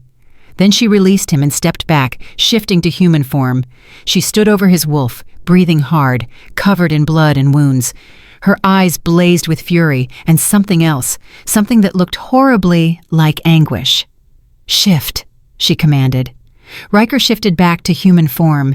Every wound burned worse in human skin. He lay on the ground, too damaged to stand, looking up at her. "Why?" Her voice was raw. "Why didn't you fight to the end? Why give up?" "I didn't give up. I trusted you." Blood filled his mouth when he spoke. "Trusted that you're still Serafina underneath the Revenant, that you wouldn't kill an opponent who surrendered his life to your judgment." "I'm not Serafina." "Then prove it. Kill me." She stood there, shaking with rage or grief or both. Around them, the witnesses watched in stunned silence. This wasn't how challenges ended, not with the victor refusing to finish the defeated. "You're trying to manipulate me," Serafina said. "Make me show mercy so you can claim moral victory." "No, I'm showing you that I've learned." Riker coughed. More blood. "Learned that strength isn't about never submitting. It's about knowing when you've lost and accepting the consequences." Pretty words from a man who left me to die. "I know. I'm not asking forgiveness. I'm just accepting judgment." He met her blazing eyes. "You won. I lost. The territory is yours. I'm yours. Do whatever you need to do." Serafina looked down at him for a long moment. Then she threw back her head and screamed. Not rage, not triumph. Anguish. Pure, terrible anguish that echoed across the clearing like breaking glass. When she looked back down, her eyes were wet. Actual tears cutting tracks through the blood on her face. "I can't," she whispered.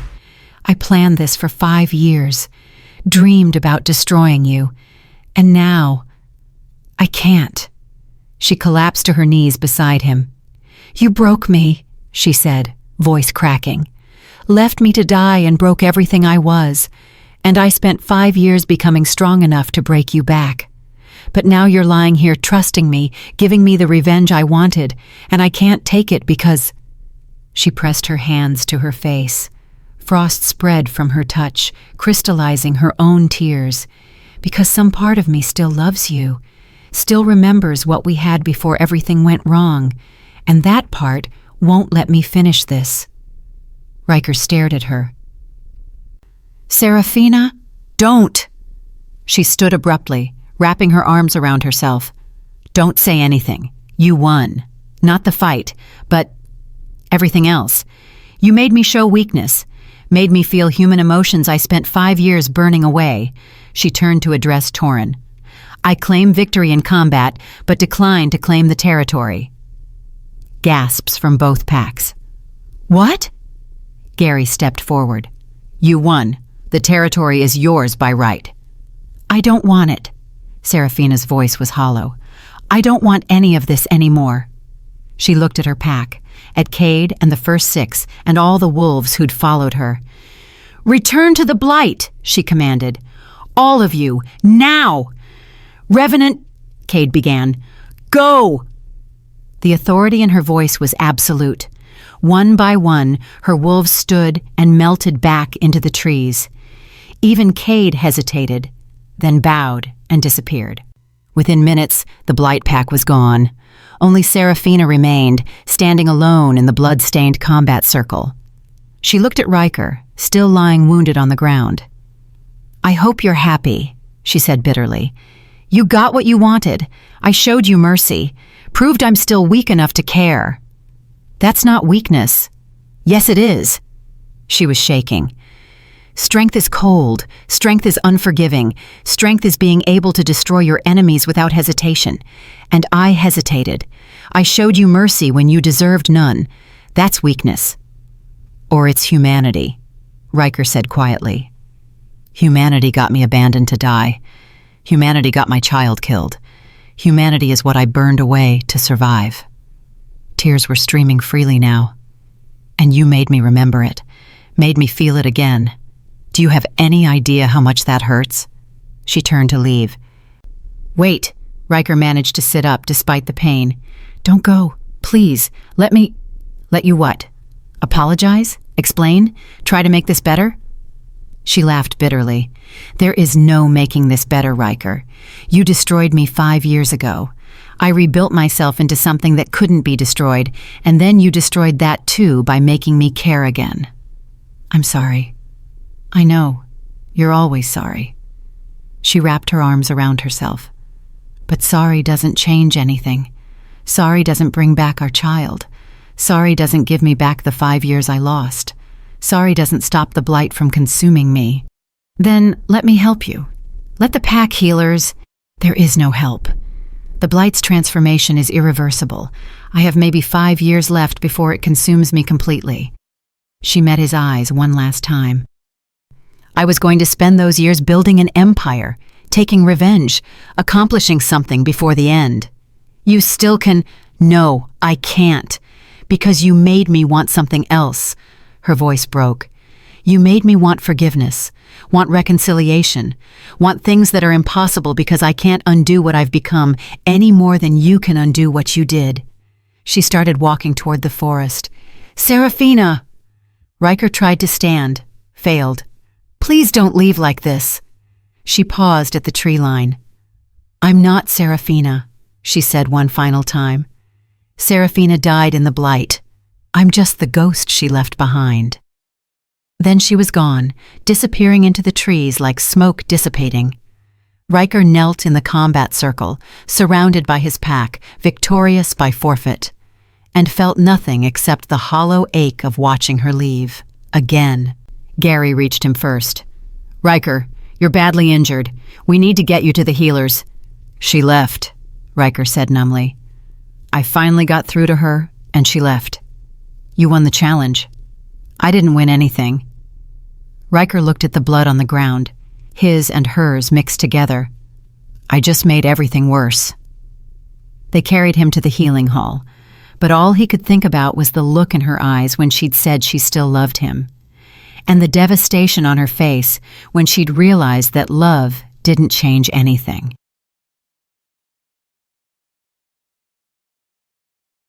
Three days passed. Riker's wounds healed slowly. The frost damage from Serafina's claws had complicated the healing process. Mara said he'd carry scars from this fight for the rest of his life. He barely noticed. Gary came to visit on the 4th day carrying news. The blight pack is gone, Gary reported. Scouts confirmed they've withdrawn completely, dismantled their camp, pulled back into the blight zone. The border is quiet. Good. There's more. Gary hesitated. Alpha Tauren approached me with a proposition. He wants to establish formal trade agreements with North Pine, strengthen our alliance. That's good for the pack. His son Kale specifically requested permission to travel to the Blight Zone, said he wants to negotiate with the Revenant directly. That got Riker's attention. Why? He didn't say, but I got the impression he was interested in her. Politically or personally, I can't tell. Something twisted in Riker's chest. Jealousy? He had no right to that emotion. Let him try, Riker said flatly. Maybe he can reach her where I failed. Gary gave him a long look. You didn't fail, Riker. You got through to her, made her remember her humanity. And she hated me for it. Or she hated herself for still caring. Gary sat down. What are you going to do now? Riker looked out the window toward the northern ridge, toward the Blight Zone, where Serafina was probably sitting in her palace, surrounded by her pack, trying to rebuild the walls he'd torn down. I don't know, he admitted. For 5 years I lived with guilt over what I did. Now I live with guilt over what I can't undo. Maybe you're not supposed to undo it. Maybe you're just supposed to live with it. That's not much of a consolation. It's all we get sometimes. Gary stood. The pack needs you, Riker. Needs you to heal, to return to training, to be present. Can you do that? Could he? Riker thought about it. Thought about Serafina dying slowly in the blight. thought about the child they'd lost, thought about all the ways he'd failed and all the ways failure would haunt him. "Yes," he said finally, "I can do that." "Good." Gary moved to the door. "Oh, and Lydia sent word. She's not coming back. Filed for formal severance of the mating bond." I figured. "You don't seem upset." "I'm not. She deserves better than a mate who's in love with a ghost." Gary left. Riker sat alone in the healing room and tried to figure out how to live with being forgiven by the one person he needed to hate him. Chapter 6. What She Became. She made it back to the palace before the tears froze on her face. The frost spreading from her eyes turned the tears to ice crystals that shattered when they hit the ground, leaving a trail of glittering fragments behind her. Her pack parted silently as she walked through the city, their silver eyes tracking her progress with concern that echoed through the hive bond. "The Revenant is in pain," the collective whispered in her mind. "The Revenant bleeds. The Revenant needs us." "Leave me alone," she said aloud, and the mental voices quieted to a low hum. But they didn't disappear. They never did. She climbed the stairs to her chambers, the highest room in the palace, carved from blight-twisted wood that pulsed with faint silver light. The windows looked out over the dead forest that had become her kingdom. Once inside, she locked the door. Not that it would stop her pack if they truly wanted to enter, but they'd respect her need for privacy, usually. She collapsed against the wall and let herself feel it, all of it. The pain from her wounds, Riker's claws had torn deep, the exhaustion from the fight, the rage at herself for showing mercy, the grief for the child she'd lost, the love she'd tried so hard to bury, and underneath everything, the constant burning ache of the blight consuming her from within. She pressed her hands to her chest where the pain was worst. The frost marks pulsed brighter, spreading across her ribs like a cage of ice squeezing her heart. "I should have killed him," she whispered to the empty room. "I had him. I should have finished it." But she hadn't. Because when he'd looked up at her with those eyes full of guilt and acceptance and trust, she'd seen him. Not the alpha who'd abandoned her, not the mate who'd called their child a mistake, just Riker, the man she'd loved before everything went wrong, and some pathetic human part of her still loved him. "Stupid," she hissed, slamming her fist against the wall. Ice spread from the impact, covering the wood in crystalline patterns. Weak, pathetic, everything I swore I'd never be again. The hive bond pulsed with her pack's concern. "Revenant needs comfort," Cade's voice cut through the others, distinct and clear. "Permission to enter?" "No," respectfully insisting. The door opened. Cade stepped inside, his massive form filling the doorway. His silver eyes found her immediately, and his expression, usually stoic, cracked with worry. "You're hurt," he said, moving toward her. "I'm fine." "You're bleeding and crying. You're not fine." He knelt beside her, his presence solid and warm. "Let me call the healers." "No healers." She pulled away from him. "The wounds will close on their own. They always do." "Physical wounds, yes, but those aren't the only kind you're carrying." Cade's hand hovered near her shoulder, not quite touching. "Through the bond, I felt what happened. You showed him mercy." "I showed him weakness." "You showed him humanity." Cade's voice was gentle. "Revenant, we don't follow you because you're cold and merciless. We follow you because you saved us when no one else would, because you care about the broken and discarded. That's not weakness. That's why we love you." The word love hit her like a physical blow. She looked at Cade, her first, her most loyal, the wolf who'd been dying in the blight when she found him, who she'd transformed and bound to herself, who'd served her without question for 5 years. "You shouldn't love me," she said. "I'm using you, using all of you, building an army to satisfy my need for revenge. You gave us life when we had none, purpose when we were lost, family when we'd been cast out." Cade finally touched her shoulder, his hand warm against her cold skin. "If that's using us, Then use us. We don't care. Cade, the pack wants you to know something. His grip tightened slightly. We don't need you to be the Revenant, cold and untouchable and inhuman. We need you to be Seraphina, the woman who cried when she found each of us dying, who held us through the transformation, who built this place as a home, not just a fortress. Seraphina is dead. Then why are you crying for her? The question shattered something in her chest. She buried her face in her hands and sobbed, great, wrenching sounds that she'd held back for 5 years, all the pain and grief and loneliness she'd tried to burn away coming back in a flood. Cade pulled her against his chest and held her while she broke apart. Through the hive bond, she felt her pack's response. 200 wolves feeling her anguish and sending back comfort, support, love. Not demanding she be strong, just accepting that she was hurting. I don't know how to be her anymore, Seraphina whispered against Cade's chest. The blight burned away too much. I don't remember how to be soft, how to trust, how to be anything except surviving. Then we'll help you remember, Cade's voice rumbled through his chest. We're your pack. That's what packs do. Even though I'm dying? Especially because you're dying. He pulled back to look at her. Revenant, we all know. We've known for years. The frost marks spreading, the way you struggle to breathe sometimes, the pain you try to hide. And you stayed anyway? Where else would we go? You're our alpha, our mother, our home. His silver eyes held hers. We'll stay until the end, however long you have left. The acceptance in his voice destroyed her completely. She cried until she had no tears left, until the ice spreading from her eyes stopped and the frost marks on her skin dimmed to a faint glow.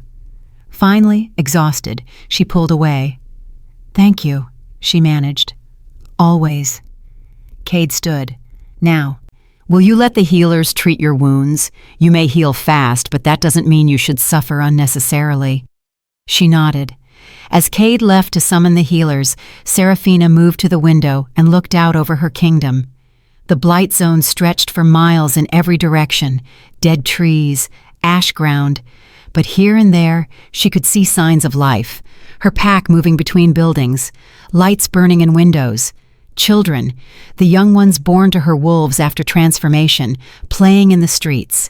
She'd built this, created life in the heart of death, and she'd done it while dying herself. Maybe that was enough. Maybe that was her legacy. Not revenge, not territorial conquest, but home, for the ones who had nowhere else to go. The cave pulsed with wrongness. Seraphina lay on the stone floor, her body convulsing as the blight worked through her. The rejection wounds from the severed mate bond were nothing compared to this. This was her cells being unmade, her bones melting and reforming, her blood turning to ice in her veins.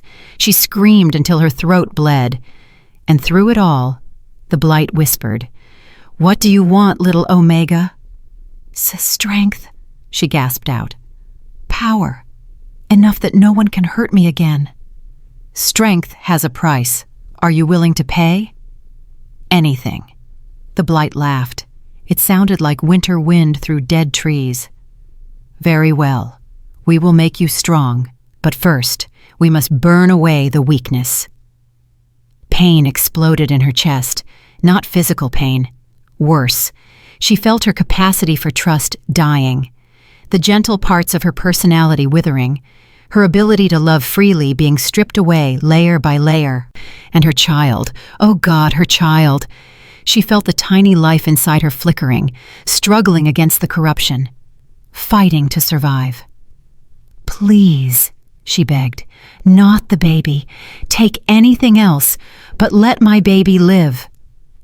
"The child is already lost," the blight said without emotion. "The transformation is incompatible with pregnancy. You carry death in your womb now." "No!" She tried to stop it, tried to protect the small life with what little power she had, but the blight was stronger. She felt the exact moment her child died, a light extinguishing, a potential future ending before it could begin. The grief hit like an avalanche, and in that moment of absolute anguish, something in her broke completely. The gentle Omega who'd loved Riker despite his coldness. The hopeful mate who'd believed love could change everything. The mother who'd wanted to protect her child. All of it burned away in the crucible of loss. What remained was something else, something cold, something that couldn't be hurt because it couldn't feel. Good, the blight purred. Now you're ready. Now we can make you strong. The transformation accelerated. Her hair bleached white as the color drained into the cave floor. Her eyes changed from green to silver, reflecting the blight's essence. The frost marks appeared on her skin, mapping the corruption spreading through her body. And power flooded in, cold, terrible, absolute. She could feel the blight itself responding to her will, could command ice and frost, could sense the life force of everything around her, could reach out and touch the minds of other wounded creatures in the corruption. On the 21st day, she walked out of the cave, changed, powerful, dying. The blight had given her strength, but in exchange, it was slowly consuming her from within. 5 to 10 years, maybe. Then the frost would reach her heart, and she'd become like the dead forest around her. Frozen, lifeless, nothing. She had time, but not much, so she'd better use it well. The healers came and went, treating her wounds with practiced efficiency. They didn't comment on her red eyes or the ice crystals still clinging to her hair. By evening, Seraphina felt more herself, or at least more like the revenant she'd built herself into. She called a gathering. Her entire pack assembled in the great hall, a massive structure at the palace's heart. 200 wolves in human form, all bearing the silver-marked signs of her transformation. She stood before them and felt the hive bond connecting them all, a web of consciousness that made them one entity with many bodies. "Today, I showed weakness," she said, her voice carrying through the silent hall. "I had the opportunity to destroy the Alpha who abandoned me, and I let him live." No one spoke.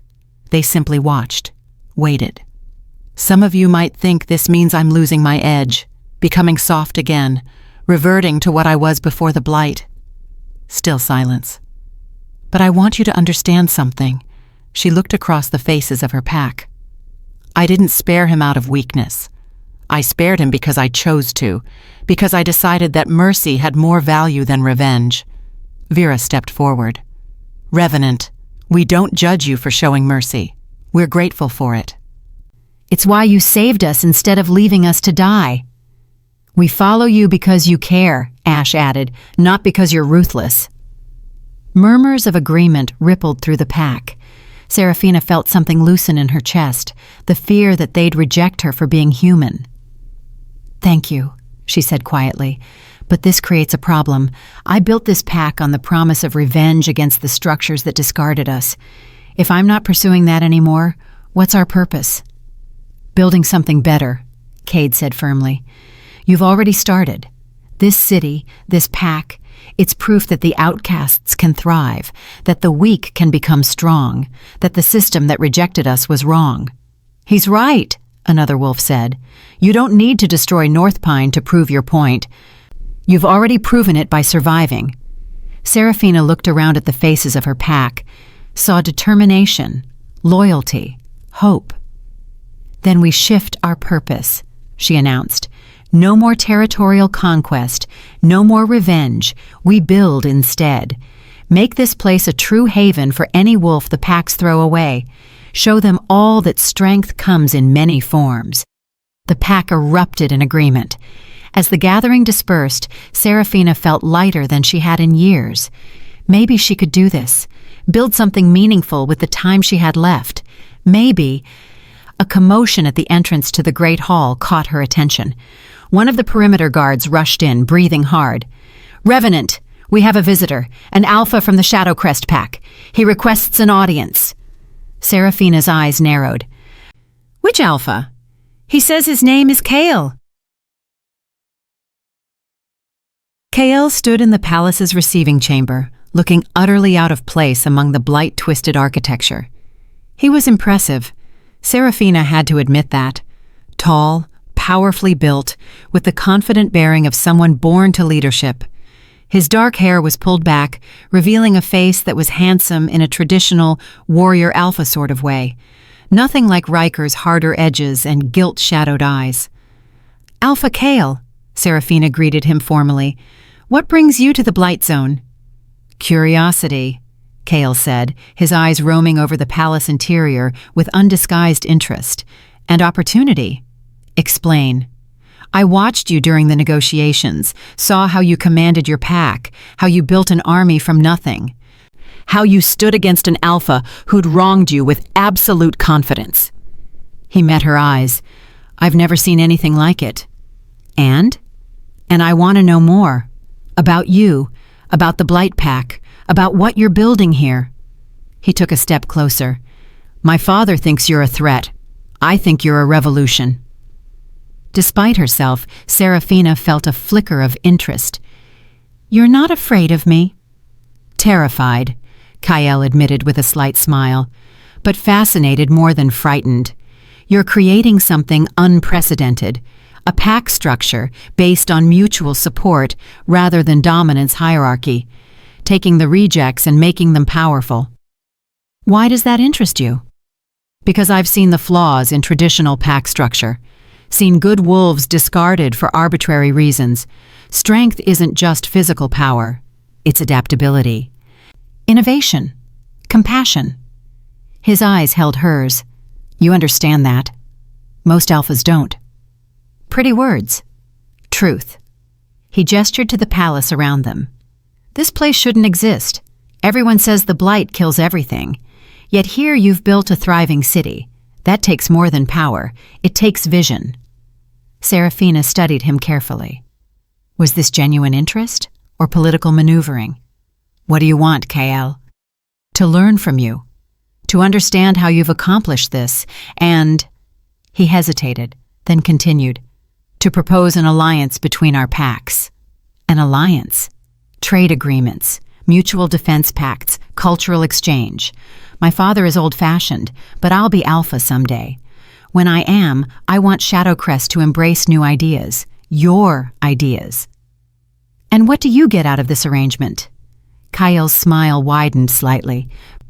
"Access to the most innovative pack leader I've ever met, and perhaps—" his eyes searched her face— "the chance to know you better, as more than just political entities."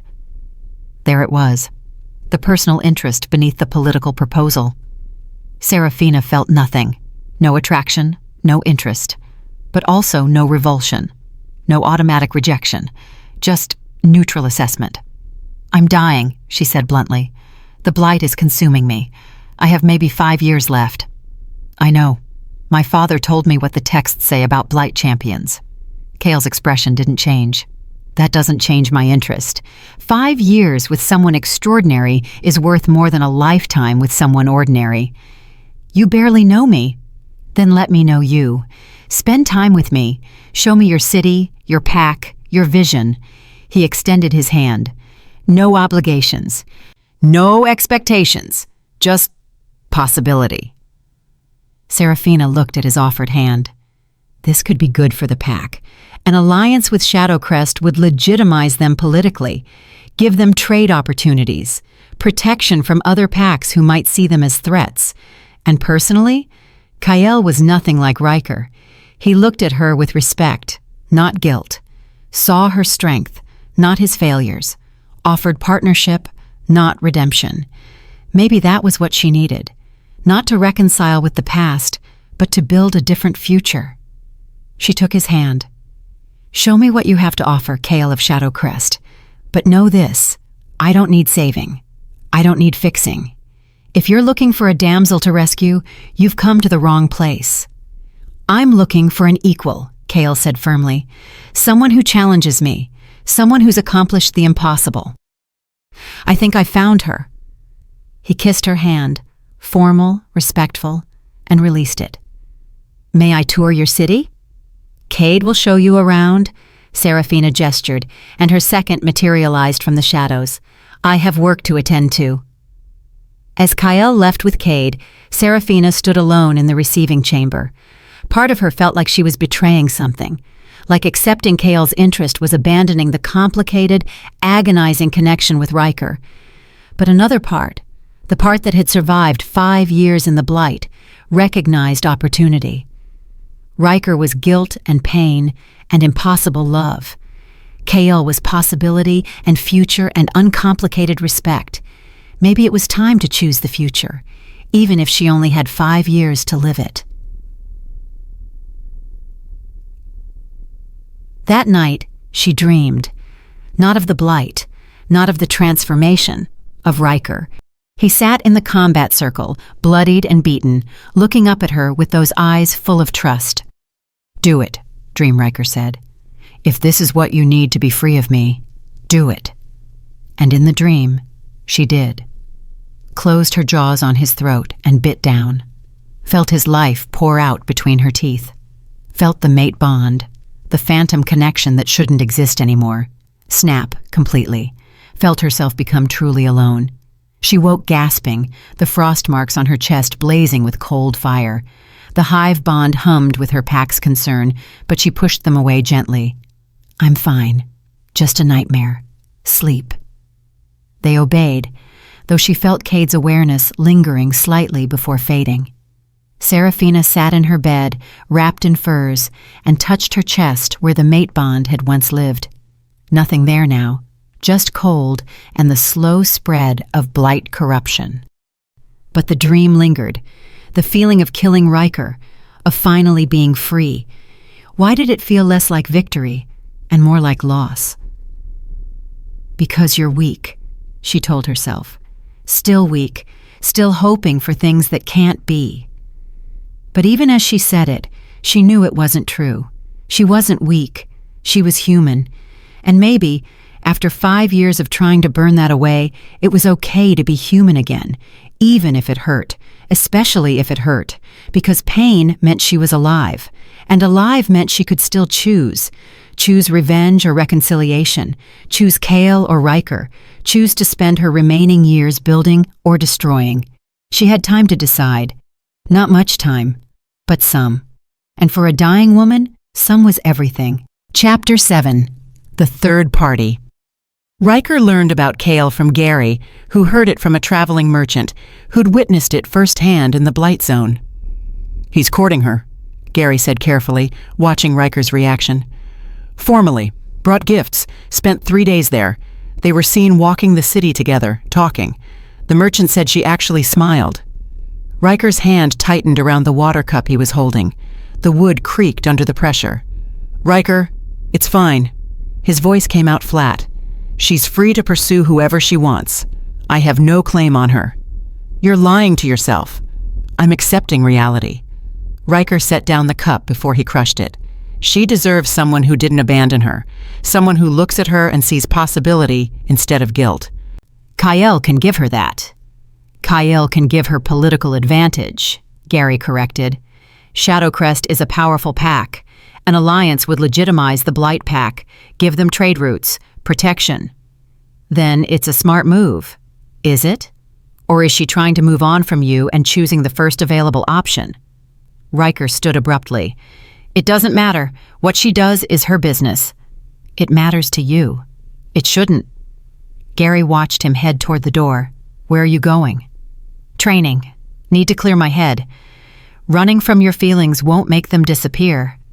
Maybe not, but it's better than sitting here thinking about her with someone else. He left before Gary could respond. The training yard was empty this early in the morning. Good. Riker needed the solitude. He shifted into wolf form and attacked the practice dummies with savage intensity, tore through wood and straw like they were enemies, pushed himself until his muscles screamed and his lungs burned. But he couldn't outrun the images in his head. Serafina walking beside Kale through the Blight City, smiling at him the way she used to smile at Riker before everything went wrong, accepting courtship gifts, maybe accepting more than gifts. The thought of her with someone else, touching someone else, trusting someone else, loving someone else, was agony. But what right did he have to that agony? He'd thrown her away, left her to die, killed their child through his actions. If she found happiness with Kael, he should be grateful, should want that for her, should. But the jealousy burning in his chest didn't care about should. He destroyed 3 more practice dummies before exhaustion finally forced him to stop. He shifted back to human form and collapsed on the ground, breathing hard. Impressive display of self-destruction. Riker's head snapped up. Lydia stood at the edge of the training yard, arms crossed. She looked good, healthy, rested, more peaceful than he'd seen her in years. "I thought you left," Riker said. "I did. I'm visiting. Came to collect some things I left behind." She walked closer. "Heard you were out here beating yourself up. Wanted to see if you were doing it literally or just emotionally." "Both." "Figured." She sat down beside him. "I heard about Kael." "Everyone's heard about Kael. Does it bother you?" Riker laughed bitterly. "What do you think?" "I think you're in love with a woman who terrifies you, who you hurt beyond measure, and who you have no idea how to fix things with." Lydia's voice was kind but firm. "And I think you're watching her move on, and it's killing you." "I deserve it." "Probably, but that doesn't make it hurt less." She paused. "You know what the worst part is? Kael is actually good for her." That stabbed deeper than Riker expected. "What?" "I've heard the reports. He treats her with respect, sees her as an equal, doesn't try to change her or fix her or carry guilt around her. He just accepts her as she is." Lydia looked at him. That's what she needed all along. Someone who didn't see her as weak or broken, just different. "I know. So if you love her, really love her, you should want her to be with someone who's good for her, even if that someone isn't you." Riker's throat was tight. "I do want that." "Liar." Lydia stood. "You want her to be happy, but you also want her to be happy with you. Those 2 things might be incompatible. You need to decide which one matters more." She left him sitting in the destroyed training yard, surrounded by the wreckage of his self-control. Kael had stayed. Not continuously. He returned to Shadowcrest every few days to handle pack business, but he kept coming back, bringing gifts, asking questions, spending time with Seraphina, and genuinely seeming to enjoy her company. And Seraphina found herself not hating it. He was easy to be around, didn't carry the weight of shared trauma. Didn't look at her with guilt or regret, just interest and respect and carefully controlled attraction. "This is remarkable," Kael said, studying the map room where Seraphina tracked all the abandoned wolves in surrounding territories. "You know about every exile, every cast-off, every wounded wolf for 300 miles? My scouts are thorough." Seraphina traced a finger over the map. "Every marker represents someone who needs help. Some we've already brought in. Others we're watching, waiting for the right moment. And if they don't want to join the Blight Pack, we help them anyway. Food, supplies, safe passage to other territories. We don't force transformation. We offer it." Kael looked at her with undisguised admiration. "You've built something incredible, a support network for the marginalized. Most alphas would see that as weakness. Most alphas are fools." "Agreed." He moved closer. "Seraphina, I want to propose something." "Another alliance term?" "A personal request." His eyes held hers. "Let me court you, formally. Not as political maneuvering, but as genuine interest in knowing you better." Seraphina's first instinct was to refuse, to maintain distance, to protect herself from potential hurt.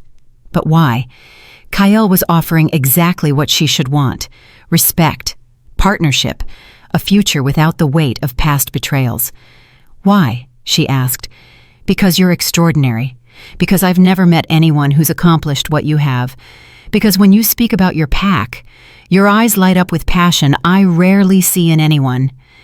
He reached for her hand, hesitated, waited for permission. She gave it.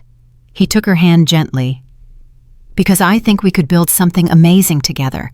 My pack's resources combined with your vision, my political connections combined with your revolutionary ideas. That sounds very practical. It is. But it's also personal.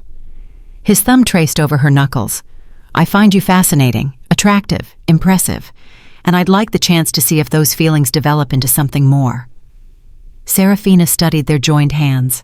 His skin was warm against her perpetual cold, living heat meeting dying frost. I'm not who I was before the blight, she said. I'm damaged, broken in ways that can't be fixed. Everyone's broken in some way. The question is whether the broken pieces still fit together into something functional. He smiled slightly. And from where I'm standing, your pieces fit just fine. Despite herself, Serafina smiled.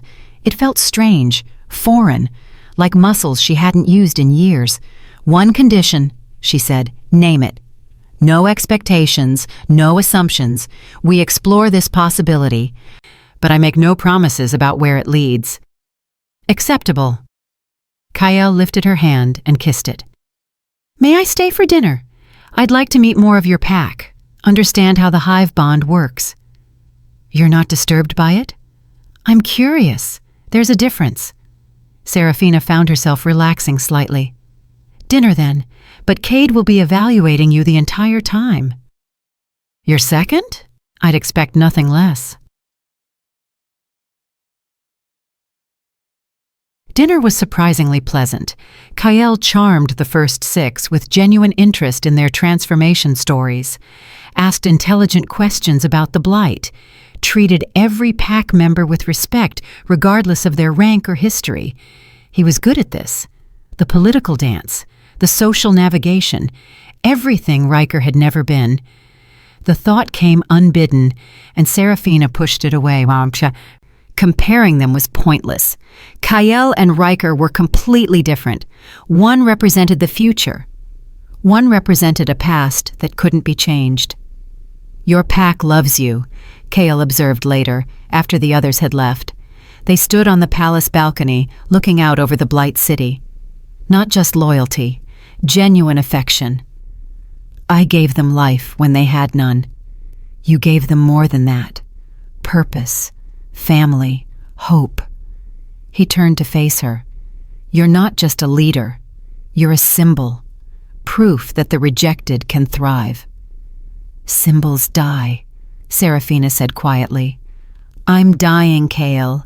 The blight is consuming me. Every day the frost spreads a little further. In 5 years, maybe less, I'll be gone. I know. And that doesn't bother you? It saddens me, but it doesn't change my interest. He stepped closer. I'd rather have 5 years with someone extraordinary than a lifetime with someone ordinary, and you, Serafina, are anything but ordinary. He was close enough now that she could feel his warmth, see the genuine emotion in his eyes. He was going to kiss her, and she was going to let him, because moving forward meant letting go of the past, meant accepting that what she'd had with Riker was gone, meant choosing life, whatever time she had left, over pining for something impossible. Kael's lips met hers. Gentle, respectful, warm. She felt pleasant, safe, comfortable. Not the burning passion she'd felt with Riker, not the mate bond intensity that had consumed her before, just nice. When they parted, Kael smiled. Was that acceptable? Yes. Good, because I'd like to do it again sometime. We'll see. He laughed. I'll take that as encouragement. After he left, Serafina stood on the balcony alone and touched her lips. She'd kissed someone who wasn't Riker, and the world hadn't ended. Maybe she really could move on. Maybe Kael was exactly what she needed. Maybe... Through the hive bond, she felt a disturbance, not in her pack, something external, danger approaching. She focused, extending her senses through the blight zone. There, at the southern border, wolves, not hers, moving fast, wounded, and chasing them. Something wrong. something that felt like the blight but twisted, corrupted beyond even her control. "Cade!" she called. Her second appeared instantly. "Revenant?" "Something's wrong at the southern border. Gather the first 6. We need to investigate." As her pack mobilized, Seraphina felt ice spreading through her veins that had nothing to do with the blight's corruption. Whatever was coming wasn't natural, and it was headed straight for her territory. They found the wolves collapsed just inside the blight zone boundary, 3 of them, young, badly wounded, and absolutely terrified. Seraphina recognized their scent immediately. North Pine. "Healers!" she commanded, and her pack moved instantly. While they stabilized the wounded wolves, Seraphina scanned the tree line beyond. Something was out there, watching, waiting. She could feel it through the blight. A presence that was wrong, hungry, old. "What happened?" Cade asked the most conscious of the wounded wolves. "Monster," the young wolf gasped. "In the eastern forest. It killed 5 of our patrol. We ran. Only way to escape was through the blight.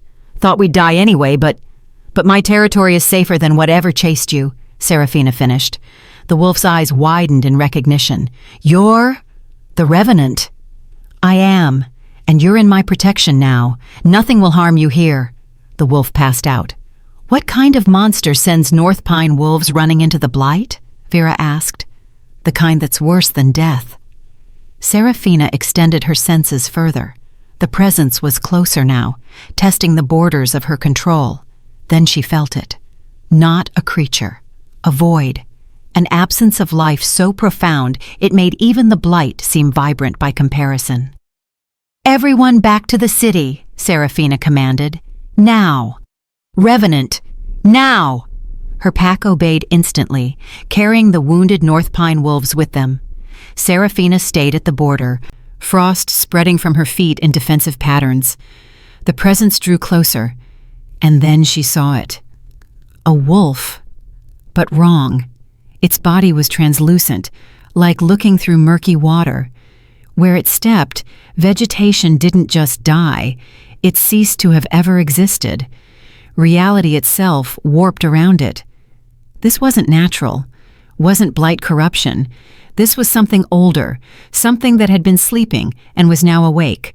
The creature looked at her with eyes that were holes in existence, and it spoke, not in words, in feelings, in concepts pressed directly into her mind. Hunger, ancient, awake, power sensed, power desired. The Revenant will be consumed. Then it attacked. Seraphina barely dodged. The creature moved like liquid shadow, faster than anything its size should move.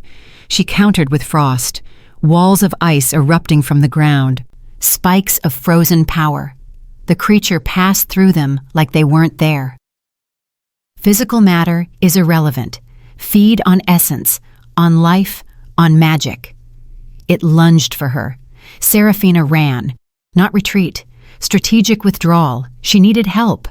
Needed to understand what this thing was. The creature was faster.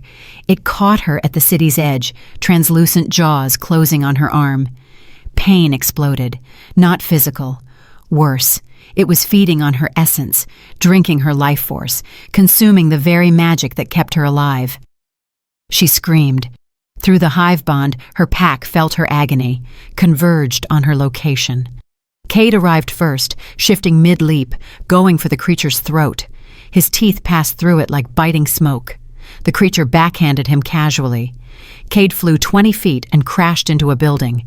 The first 6 attacked as one, coordinated, powerful, useless. Nothing physical could touch this thing, and it was still feeding, still draining Seraphina's essence. She felt herself weakening, the frost marks on her skin dimming, her connection to the blight fraying. "This is how I die," she thought distantly. Not from the blight's consumption, from something even the blight fears. Through the fading hive bond, she sent one final command. "Send for help. Shadowcrest. North Pine. Anyone. This thing will consume us all." Then the darkness took her. Riker was in the council meeting when the messenger arrived. One of the wolves from the Eastern Patrol, bleeding, terrified. "Monster in the forest!" he gasped. "Killed half our patrol. The others ran into the Blight Zone. We need—" "The Blight Zone?" Gary stood. "They're dead then." "No!" The wolf grabbed Gary's arm. "The Revenant saved them, pulled them into her protection, but the monster followed. It's attacking the Blight Pack." Riker's blood turned to ice. "What kind of monster?" "I don't know. It's like nothing. Like a hole in the world that eats everything." The description triggered something in Riker's memory. Ancient texts. Forbidden lore. "A void wraith," he breathed. Everyone turned to look at him. "What's a void wraith?" Gary demanded. "A creature from the time before packs, before civilization. It feeds on magical essence, on life force, on power." Riker stood, his heart hammering. "The texts say they were sealed away millennia ago. If one's awake, then we're all in danger," Elder Torin finished. "These things don't stop at territory borders. They consume everything magical in their path until they're satisfied or destroyed." "Can they be destroyed?" Gary asked. "Only by magical force. Physical attacks are useless." Torin looked at Riker. "The most powerful magical being in this region is Seraphina," Riker said. "It's going after her because she's the strongest magical presence." "Then we need to help her," Gary said. "If she falls, that thing will come for every pack in the territories. She won't want our help. She doesn't get a choice. This is bigger than pack feuds or personal grievances." Gary grabbed his weapons. "Gather every warrior. We march for the Blight Zone. Now!" Riker was already moving, because the woman he loved was facing something that could kill her. And this time, he wouldn't abandon her, even if she hated him for coming. Even if his help made no difference, he would be there. Chapter 8, The Breaking Point. Riker led 50 North Pine warriors through the dead forest at a full sprint. The Blight's corruption pressed against them like physical weight. The air tasted wrong, metallic and cold. His warriors were struggling, their wolves whimpering inside them at the unnatural environment. But they pushed forward, because somewhere ahead, Seraphina was dying. He felt it somehow. Not through the mate bond, that had been severed years ago, but through something deeper, a connection that went beyond magic or ritual. The connection of having loved someone so completely that even betrayal couldn't fully kill it. "Alpha Riker!" Gary ran alongside him. "The corruption is getting worse. Some of the younger wolves can barely breathe. We're close. I can feel it." They burst into a clearing and stopped dead. The Blight City spread before them, impossible architecture carved from dead wood that somehow lived, silver lights burning, geometric patterns that hurt to look at. And in the city's center, chaos. The Void Wraith towered over everything, a translucent nightmare that made reality blur around its edges. Blight Pack wolves attacked it in waves, their coordinated assaults passing through it harmlessly. And on the ground, surrounded by her first 6, lay Seraphina. Even from this distance, Riker could see she was dying. Her skin had gone beyond pale to translucent. The frost marks covering her body pulsed erratically. Her breathing came in shallow gasps. The wraith had drained her nearly dry. Cade stood over her, snarling defiance at the creature. But even his impressive size meant nothing against something that existed partially outside reality. "Spread out," Riker commanded his warriors.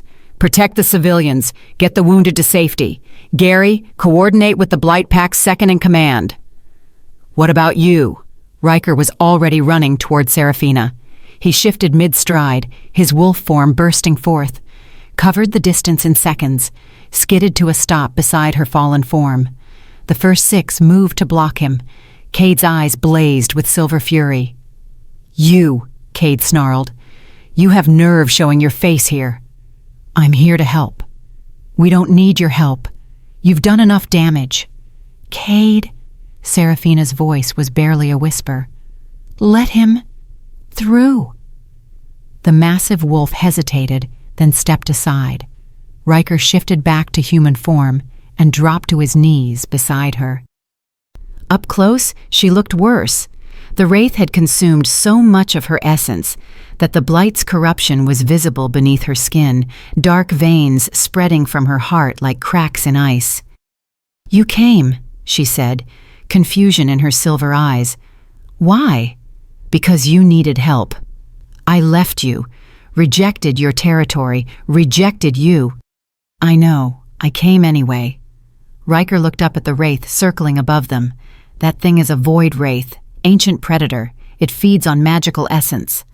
Can't hurt it. Physical attacks pass through. Because it exists between dimensions, half here, half in the void." Riker's mind raced through everything he'd read in the forbidden texts. The only thing that can anchor it to this reality is concentrated magical force. Bind it to the physical plane so it can be destroyed. "I tried." "Not strong enough." She coughed, and silver blood flecked her lips. "It drained too much. Can barely hold consciousness." "Then we combine our power." Her eyes widened. "The mate bond is severed.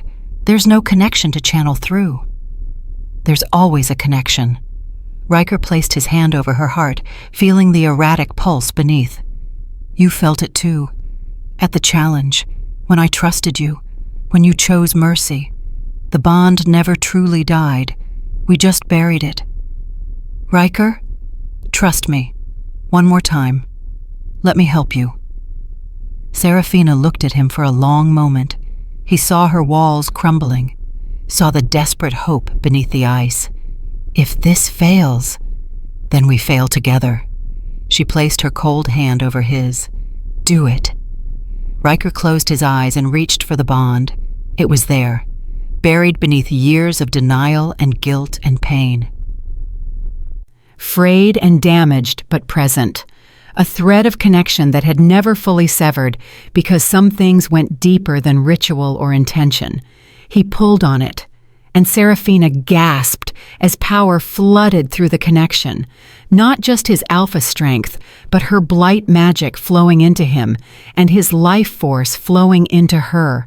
Their essences mixing, combining, becoming something neither was alone.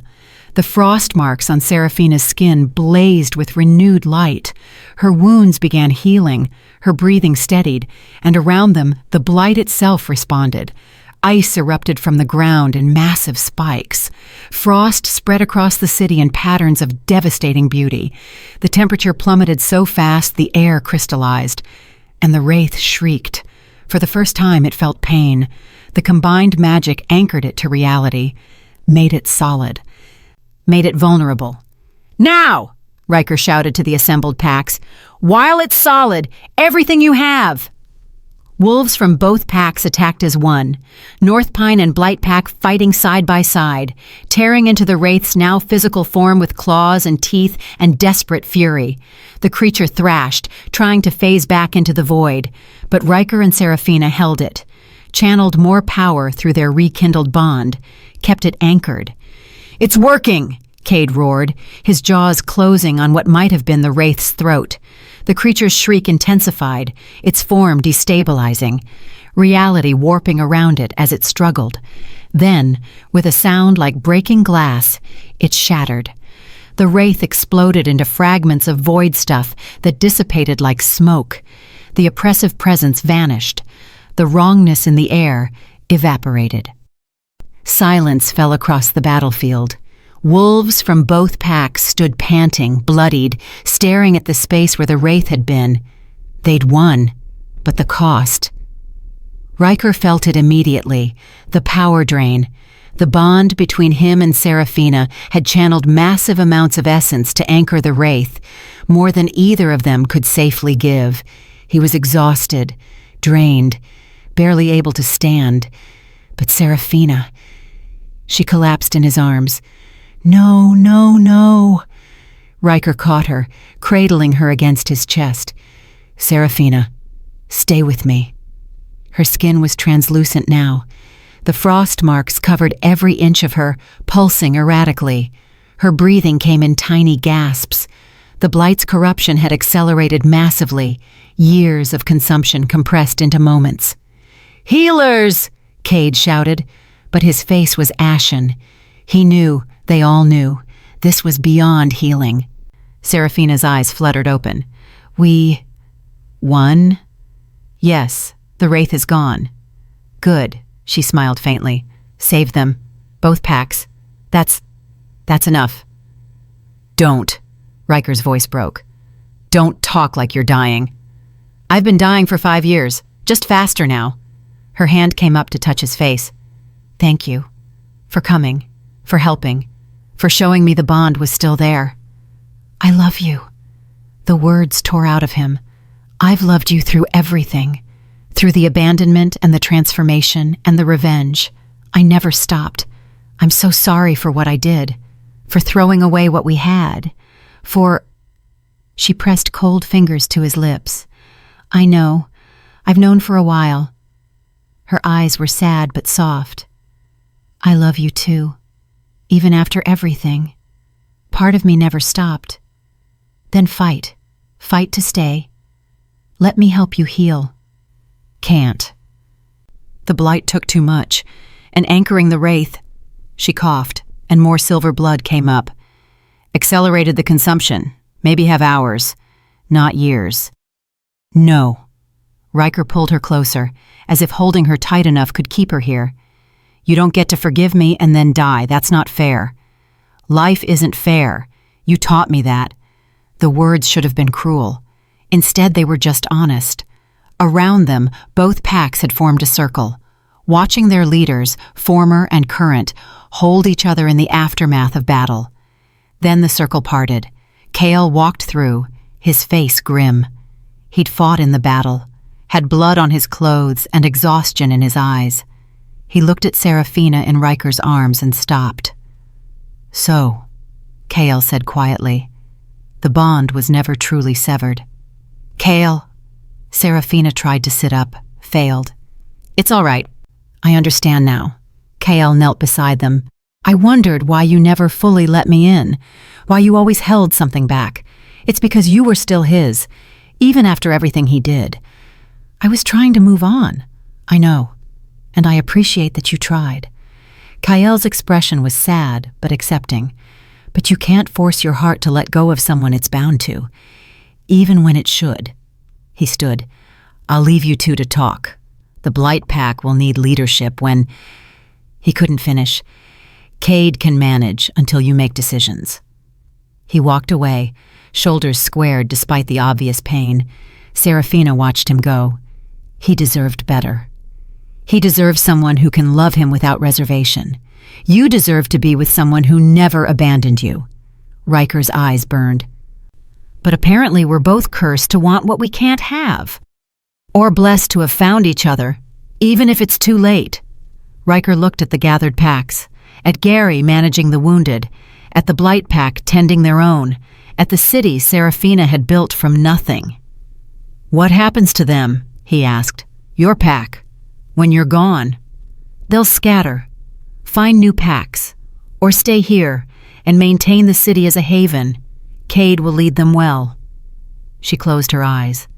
"My legacy, taking care of the abandoned even after I'm gone. It's a good legacy. It's not enough. I wanted more time, wanted to build more, save more." Her breathing was labored now. "Wanted to reconcile with you properly, figure out if we could be something again." "We could have been everything," Riker said. "If I hadn't been so stupid, so afraid." "We were both afraid. Both broken." She opened her eyes. "But we found each other again at the end. That's something." Gary approached carefully. "Riker, the North Pine Wolves are asking about moving the wounded, and the Blight Pack wants to know your intentions, if we're allies now or if this was temporary." Riker looked at Seraphina. She nodded weakly. "Talk to Cade. Propose alliance, trade agreements, protection pacts. Make something good come from this. You should be the one. I won't be here. You do it. Bridge the packs. Make them work together." She smiled faintly. "It's what I wanted. What I would have demanded if I'd won the challenge." Riker wanted to argue, wanted to refuse to leave her side. But she was right. The packs needed leadership, needed direction, and she was trusting him to provide it. "I'll be back," he promised. "I know." He laid her gently in Cade's care and stood to address both packs. "Listen," his alpha voice carried across the city. "The Wraith is defeated, but the threat it represents isn't gone. These creatures were sealed for a reason. If one woke, others might." He looked between North Pine and Blight Pack wolves. "We need each other. The Blight Pack has magical strength we lack. North Pine has resources they need. Together, we're stronger than separate." "You want alliance?" Cade asked. "After everything?" "The Revenant saved my wolves when she had no obligation. Fought beside us against a common enemy. Yes, I want alliance, trade, mutual defense, whatever it takes to make sure what she built survives." Murmurs rippled through both packs. Gary stepped forward.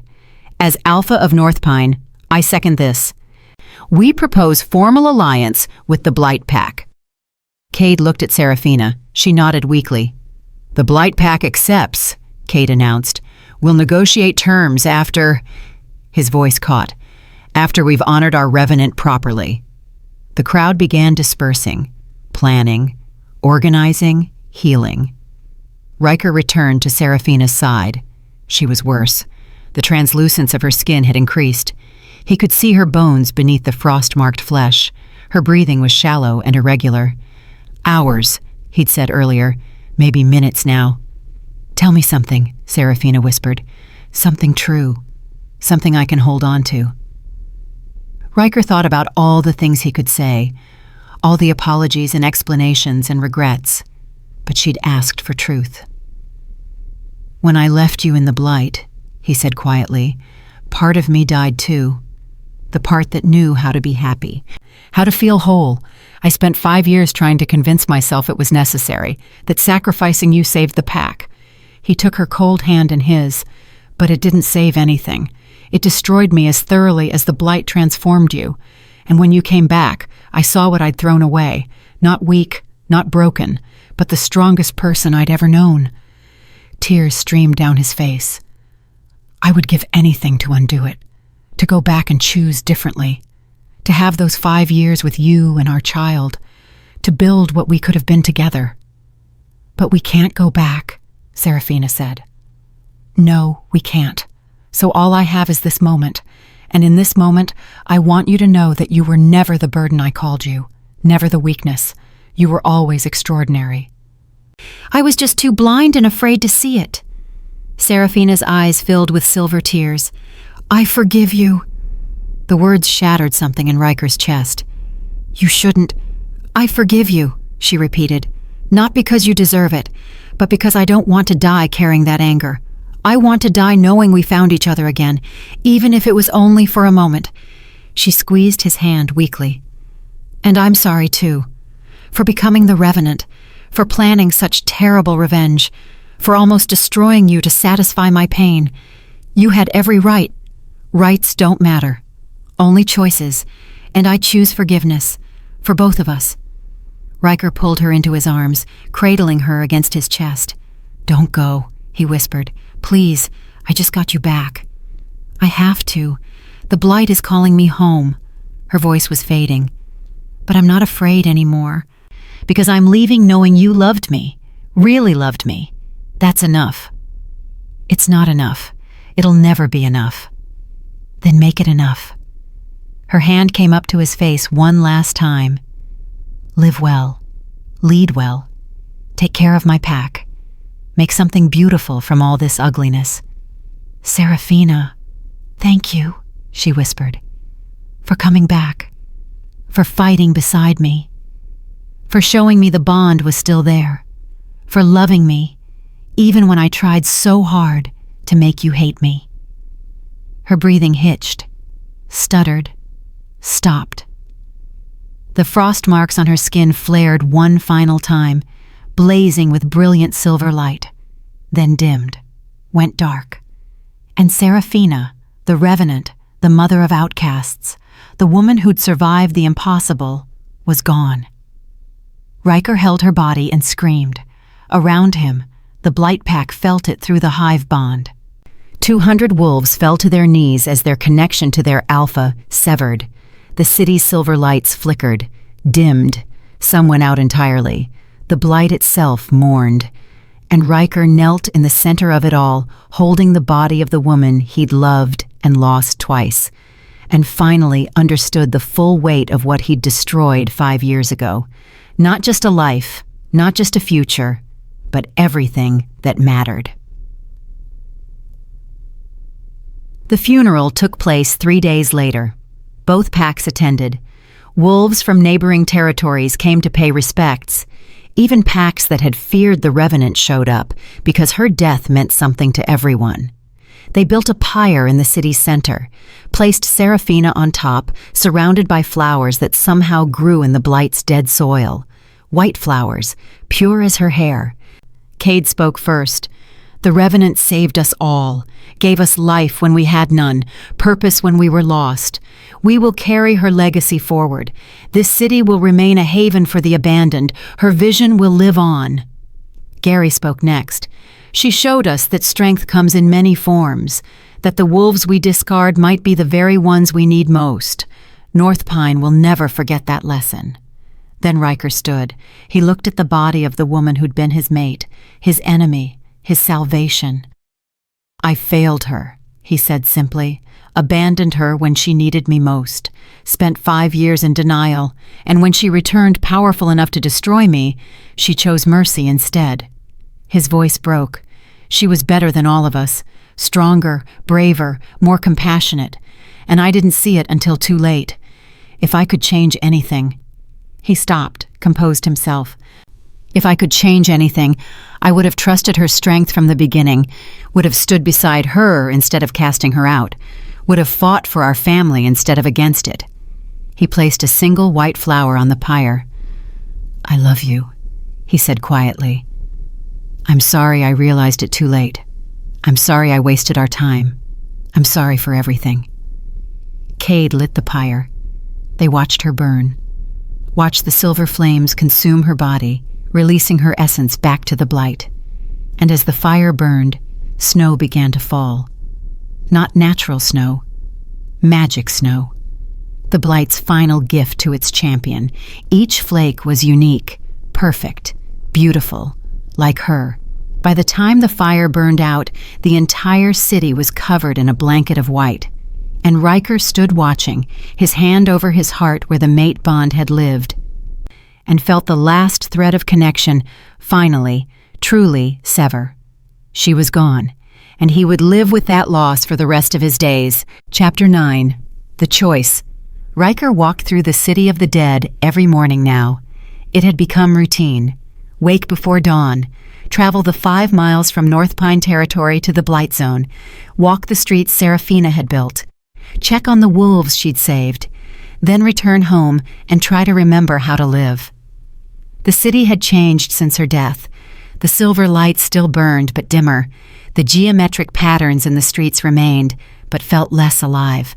The Blight itself had quieted, as if mourning its champion. But the wolves remained, 200 outcasts who'd found home here, who'd been transformed and given purpose, who now carried on her vision without her. Cade met him at the city gates as always. "Riker." The massive wolf nodded in greeting. They'd developed an odd friendship over the past months, united in grief, united in determination to honor what she'd built. "How are things?" Riker asked. "Stable. 3 new arrivals this week, abandoned by the Crescent Ridge Pack for various offenses." Cade fell into step beside him. "We've taken them in, offered transformation, 2 accepted. And the 3rd? Wanted safe passage to neutral territory. We provided supplies and an escort." Cade smiled slightly, as she would have wanted. They walked through the city center where the pyre had burned. Fresh flowers surrounded the memorial stone, a pillar of blight-twisted wood carved with her name and the simple inscription, "She gave us home." Riker placed his usual offering, a single white flower, the same kind that had covered the city the night she died. "You come every day," Cade observed. "Why?" "Because I failed her in life. The least I can do is honor her in death." Riker touched the memorial stone. "And because it helps, remembering, keeping her alive in some way." "You're torturing yourself." "Maybe, but it's a torture I've earned."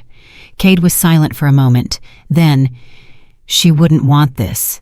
You living half a life, existing but not truly present. She's dead because of me. My abandonment set everything in motion. My actions drained her essence, fighting the Wraith. I killed her twice." "You loved her twice. That's not the same thing." Cade sat down on one of the benches Seraphina had designed. "The Revenant made choices, chose to save us, chose to fight, chose to help defeat the Wraith. You didn't force any of that. But you're not responsible for everything bad that happens to people you love. You made mistakes, terrible ones. But she forgave you. She told you to live well." Cade's silver eyes were intense. "So live well. Stop punishing yourself and actually do the work of honoring her legacy." Riker sat beside him. "I'm trying. The Alliance is working. Trade between the packs, shared defense, cultural exchange." "That's politics. I'm talking about you." Cade leaned forward. "When was the last time you were truly happy? When did you last feel joy?" Riker thought back. Couldn't remember. "Exactly." Cade stood. "Come with me. There's something you need to see." Cade led him to the palace, to Seraphina's private chambers. They'd been preserved exactly as she left them, books on the shelves, maps on the walls, her clothing still hanging in the wardrobe, a shrine to a dead queen. "This is where she planned," Cade said, gesturing to the map table. "Tracked every abandoned wolf, plotted rescue routes, designed the city's expansion." He moved to the bookshelf. "This is where she read, learned, educated herself on pack law and politics so she could navigate the world she'd been cast into." Then to the window. "And this is where she stood every night, looking out at what she'd built, wondering if it would be enough, if she'd done enough good to balance the pain she'd suffered." Cade turned to face Riker. "Do you know what she told me the night before the challenge, when she was planning your destruction?" "What?" "She said, 'I want him to understand loss, to feel what I felt, to know what it's like to lose everything that matters.' And then she said something else, something I didn't understand until later." Cade's expression was sad. She said, "And when he understands, when he truly feels it, maybe then he'll be capable of real change, of being the alpha he always could have been, the partner I needed him to be." Riker's throat tightened. "She was testing you," Cade continued, "pushing you to break, to transform the way she'd been transformed, not through blight magic, but through consequences, through loss, through understanding. She wanted me to suffer. She wanted you to grow. Suffering was just the tool." Cade moved to Seraphina's desk and pulled out a leather journal. She kept writing, even after the transformation, even after becoming the Revenant. He handed the journal to Riker. "Read it. It's time you understood who she really became." Riker sat in Seraphina's reading chair and opened the journal. The handwriting was familiar but changed, sharper, more controlled, like the gentle curves of her old script had been frozen into angular efficiency. The first entry was dated 2 weeks after her transformation. "I am no longer Seraphina. That woman died screaming in the cave. I am the Revenant now. Cold, powerful, free. So why do I still dream of him? Why do I wake reaching for warmth that isn't there? Why does the mate bond phantom ache worse than the blight's corruption? I tell myself I hate him, tell myself I'm planning revenge. But part of me still loves him, still wants him to come looking for me, still hopes he'll realize his mistake. Pathetic. I need to burn that part away too. Need to be truly free." Riker's hands shook as he turned the page. Entry after entry chronicled her struggle, the duality of being the Revenant while still carrying Seraphina inside her. The pain of transformation warring with the pain of love. "Met my 10th wolf today. A female, elderly, left to die because she could no longer hunt. I gave her strength, purpose, a family. And I realized, this is my revenge. Not destroying him, but proving him wrong. Proving that the weak he discarded are the strong he needed. Maybe when he sees what I've built, he'll understand. Maybe he'll regret. Maybe that will be enough. Months passed in the entries. Years. Her writing grew colder, more detached, until one entry marked a week before she returned to North Pine. 5 years tomorrow. 5 years since he left me to die. 5 years of survival, building, planning. And I've realized something terrible. I don't want revenge anymore. I want him to see what I've become and acknowledge that he was wrong. I want him to understand what he destroyed. I want him to feel loss the way I felt loss. But more than that, I want to know if the man I loved is still in there somewhere, if he's capable of change, if he could be the partner I needed instead of the coward who abandoned me. So I'm going back, not for revenge, for truth, to see if Riker is worth saving, or if I need to finally let him go. The next entries were sparse, brief notes during her return, observations about the challenge, comments about her internal struggle. Then the final entry, dated the day before the Wraith attacked. Kale kissed me today. It was pleasant, safe, everything I should want. But I felt nothing, because my heart still belongs to a man who destroyed me, and I don't know how to take it back. Maybe I don't want to. Maybe loving Riker, even the broken, guilty version of him, is part of who I am now. Part of the Revenant, not weakness, just truth. I built this city on the ruins of my old life. Maybe I can build something new with him on the ruins of what we were. Maybe it's not too late for both of us to transform again, not through magic, through choice. We'll see. If he comes when I need him, if he chooses me over safety, if he proves he's changed, then maybe there's hope. Maybe... The entry ended there, unfinished, because the Wraith had attacked the next day, and she'd never gotten the chance to write the ending. Riker closed the journal and wept. She'd been testing him, pushing him, waiting to see if he'd transform the way she had. And he'd passed, barely, at the last possible moment. He'd come when she needed him, fought beside her, proved his love was real. But it had cost her everything. She believed in you, Cade said quietly. He'd been standing in the doorway, watching. Even when she was planning your destruction, part of her believed you could change, could be better. I was better, for about 5 minutes before she died. Then stay better. Cade entered the room. That's the point. She transformed you through her death, gave you the gift of understanding, of growth. Don't waste it wallowing in guilt. What am I supposed to do?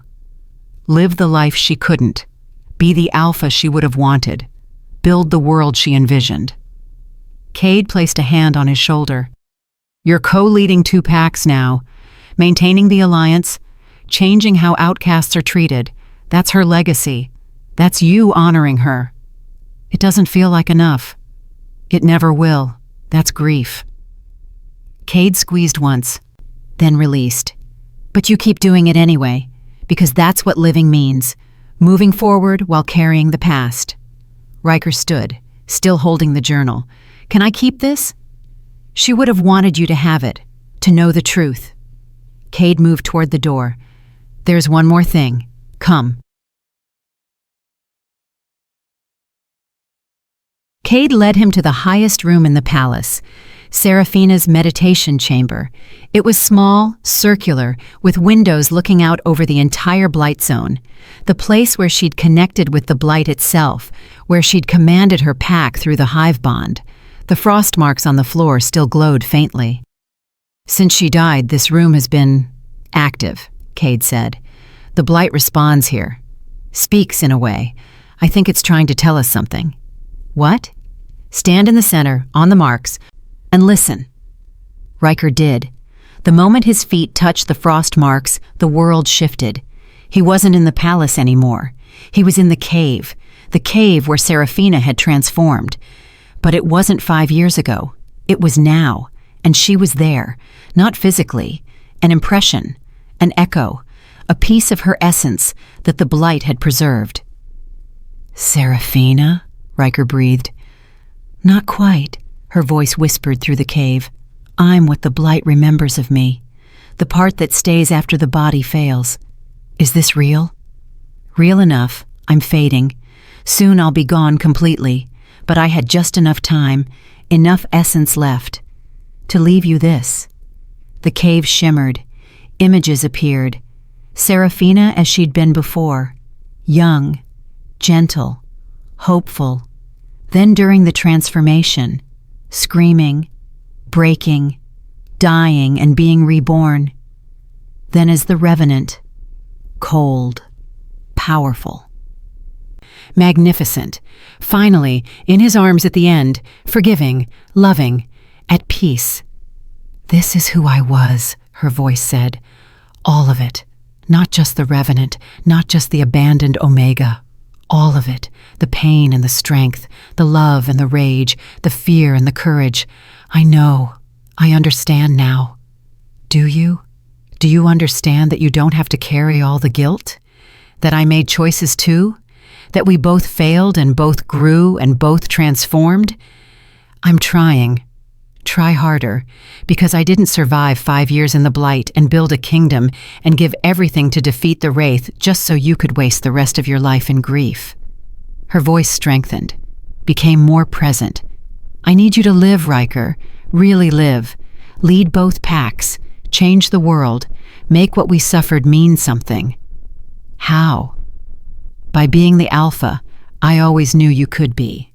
The one who values all wolves, who doesn't discard the different, who builds instead of destroys." The cave began to fade. "I have to go now. The Blight is calling me home completely." "Wait, I have so much to say, so much to apologize for." "I know. You've said it all already, and I've forgiven it all. Now forgive yourself." "I don't know how." "Then learn. You have time. Use it well." She appeared before him one last time. Not translucent, not ghostly, solid, real, the way she'd been in life. She cupped his face in her hands. "I love you," she said. "I loved you before. I loved you after. I loved you at the end. That never changed. Remember that. When guilt tries to claim you, remember that I loved you." She kissed him, gentle, warm, final. "Goodbye, Riker. Lead well, love well, live well, make me proud." Then she was gone. Riker stood in the meditation chamber, tears streaming down his face, Cade watching silently from the doorway. "What did you see?" Cade asked. "Her. One last time." Riker wiped his eyes. "She told me to stop wallowing, to actually live." "Sounds like her." Riker looked out the window at the city below, at the wolves moving through streets she'd designed, at the lights she'd lit, at the home she'd built. "I'm going to lead both packs," he said. "Officially. Gary wants me to take back the Alpha position. Says North Pine needs me." "And the Blight Pack?" "I want to be co-Alpha here, with you. Share leadership, maintain her vision while bringing North Pine's resources." He turned to Cade. "Would your pack accept that?" Cade considered. "If you prove yourself, if you lead with her values, if you remember always that this place is for the outcasts first." "I will. I swear it." "Then yes, the Blight Pack would accept you." Cade extended his hand. "Partner Alpha, equal leadership, continuing the Revenant's legacy together." Riker took his hand. "Partners." They shook. A new beginning sealed. "There's one more thing," Cade said. "The Blight itself. It's been quiet since she died, but it's not gone. It's waiting." "For what?" "For another champion. Someone to bond with it the way she did. To control its spread. Guide its power." Cade's silver eyes were thoughtful. "The texts say the Blight chooses those with purpose, with strong will, with need. Are you suggesting?" "I'm suggesting that her death left a vacancy, and nature abhors a vacuum. Eventually, the Blight will choose again. But the transformation kills within 5 to 10 years. Yes, it's a death sentence for whoever accepts it, but also a gift of immense power for those years. Cade looked out at the city.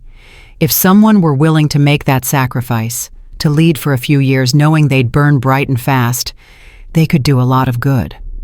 Riker thought about it, about Seraphina's legacy, about the time she'd had versus what she'd accomplished. Not yet, he said finally. Let's lead without the Blight's direct intervention first. See what we can build with just alliance and determination. Agreed. But keep it in mind, the Blight is patient. It can wait. They left the meditation chamber together, and Riker felt, for the first time since her death, something like purpose stirring in his chest. She'd told him to live well.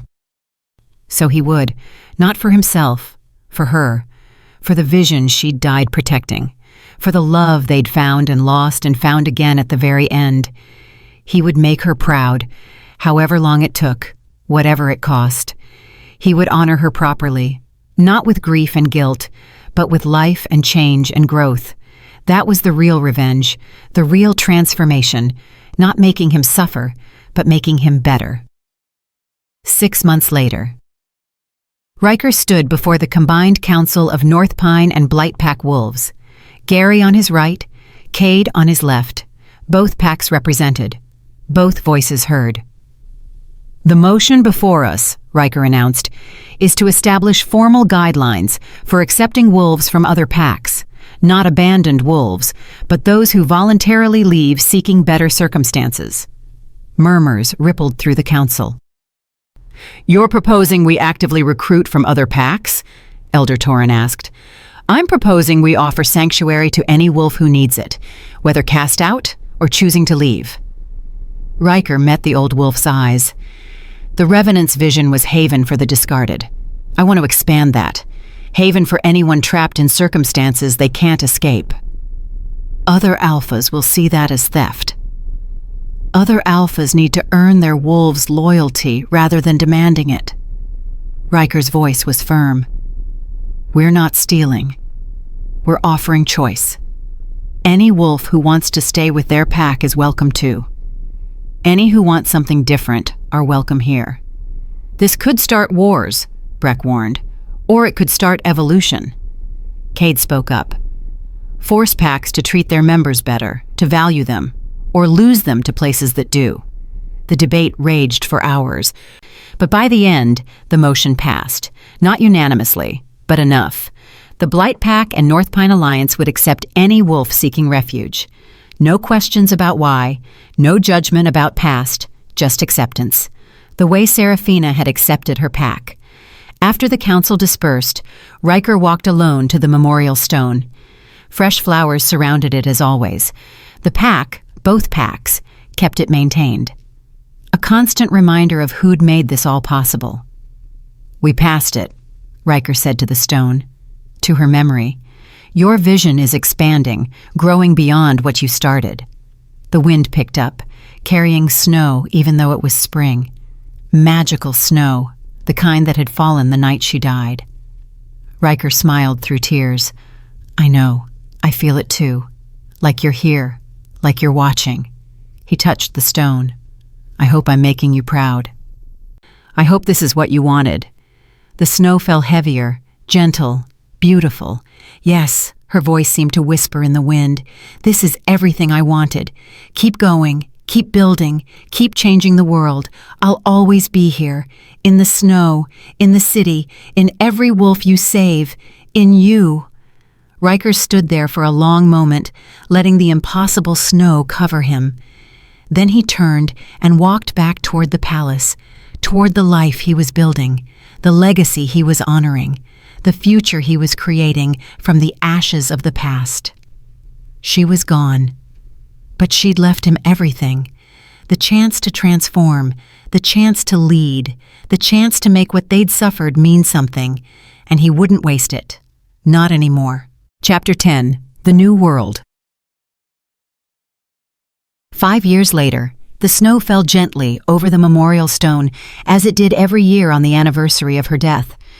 Riker stood before it as he always did, holding a single white flower. But this year, he wasn't alone. Behind him stood nearly 500 wolves, North Pine, Blight Pack, and dozens of others from territories across the region, all here to honor the Revenant, all here because her vision had changed everything. 5 years, Riker said, his voice carrying across the silent crowd. 5 years since Seraphina died defeating the Void Wraith.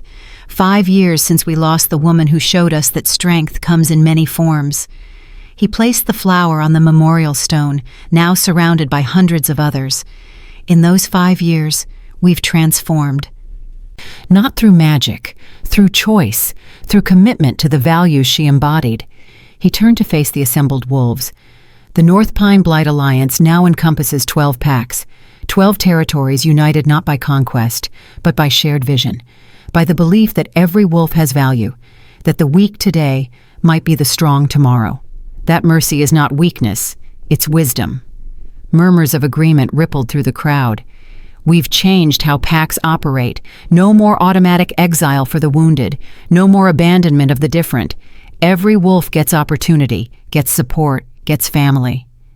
He looked at the faces before him, saw wolves who'd been cast-offs, rejects, abandoned. Now they were traders, craftsmen, warriors, leaders, contributing, thriving. She did this, Riker said quietly. One woman, dying from the blight, built the foundation for a better world, and we, all of us, have the privilege of continuing her work. Cade stepped forward. In 5 years, he'd grown into true leadership, co-alpha of the Alliance, Seraphina's vision made manifest. The Revenant told me once that she wanted to prove the system wrong, Cade said, wanted to show that discarding wolves was wasteful, cruel, unnecessary. He gestured to the massive crowd. I'd say she proved it. The wolves raised their voices in a unified howl, not of mourning, of celebration, for the woman who'd saved them, for the world she'd helped create, for the future she'd made possible.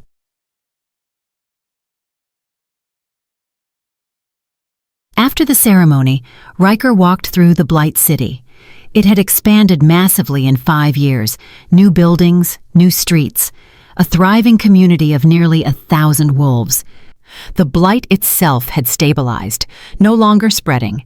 The corruption remained, but contained, controlled by the collective will of the pack rather than a single champion.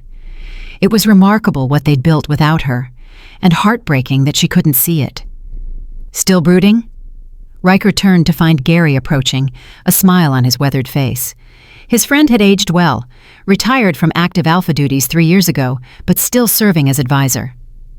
Reflecting, Riker corrected. Same thing with you. Gary fell into step beside him. Though I notice you're less miserable about it than you used to be. I've learned to carry it differently. The grief doesn't go away, but it transforms, becomes part of you instead of crushing you. She'd be proud of what you've built. What we've built. None of this was just me. No, but you're the one who held it together, who took her vision and expanded it, who convinced 12 packs to change centuries of tradition. Gary clapped him on the shoulder. That's leadership, my friend. They walked in comfortable silence for a moment. Lydia's getting mated next month, Gary said casually, to a merchant wolf from the Western Territories. She seems happy. Good.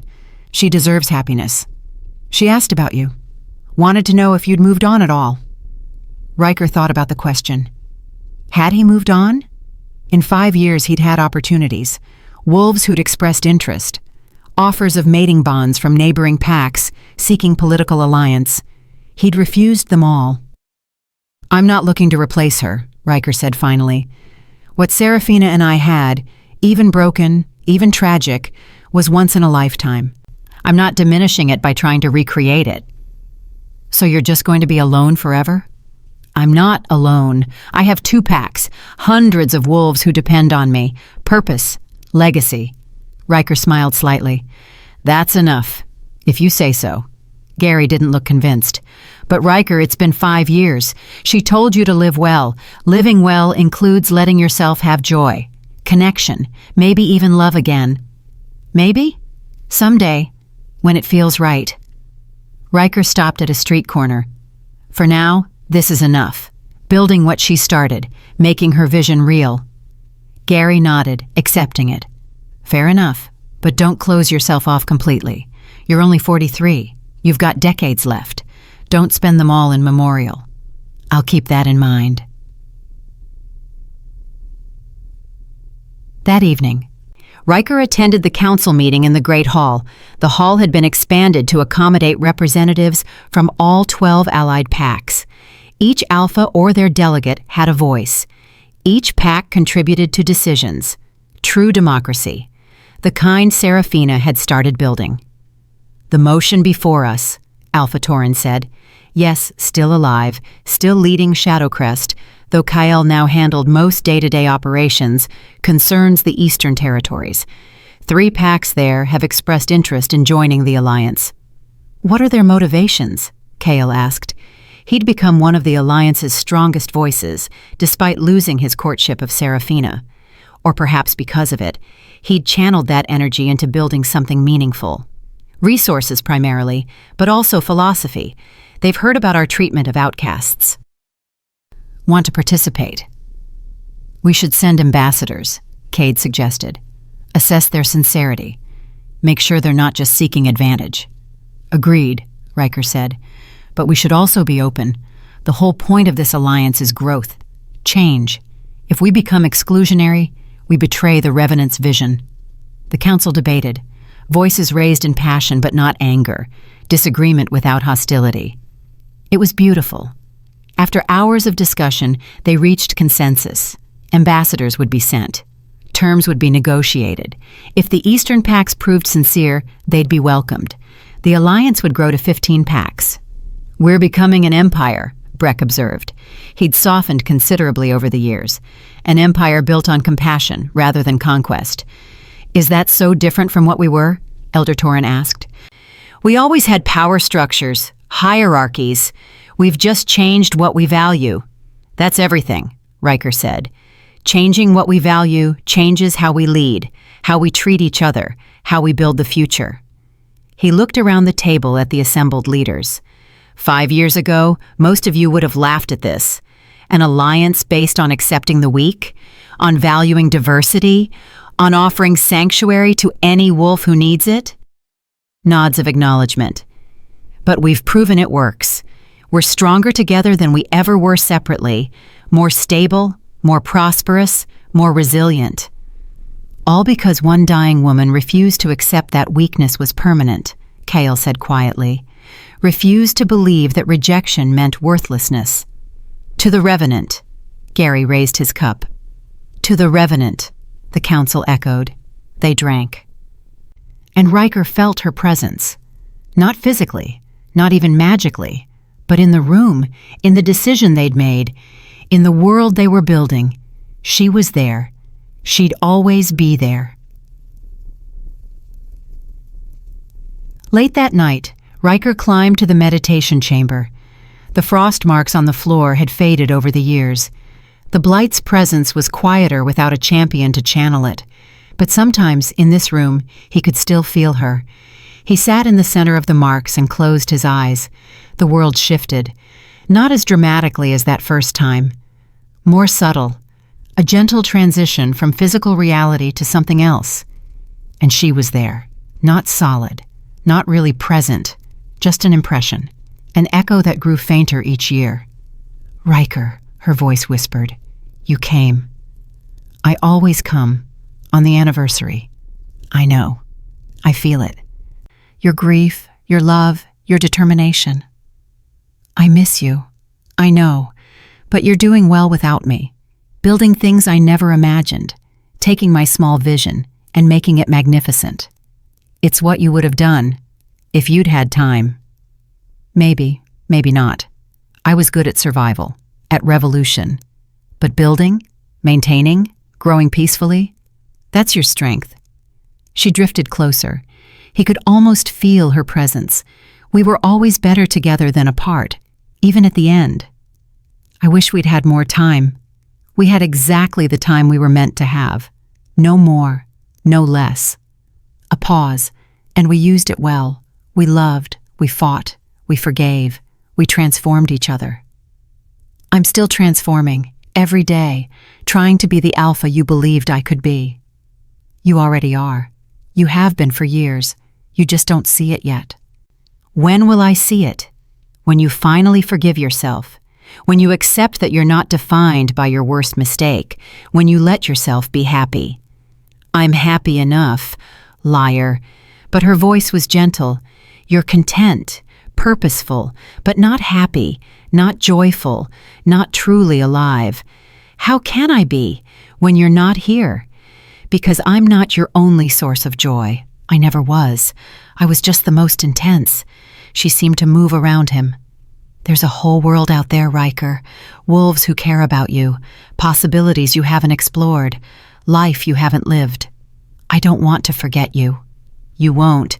I'm woven into everything you do now, every decision you make, every wolf you save. I'm there. Her voice softened.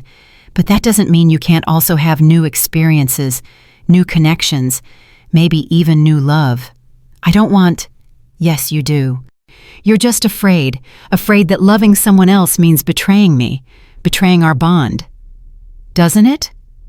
No, it means you're alive. It means you're capable of growth.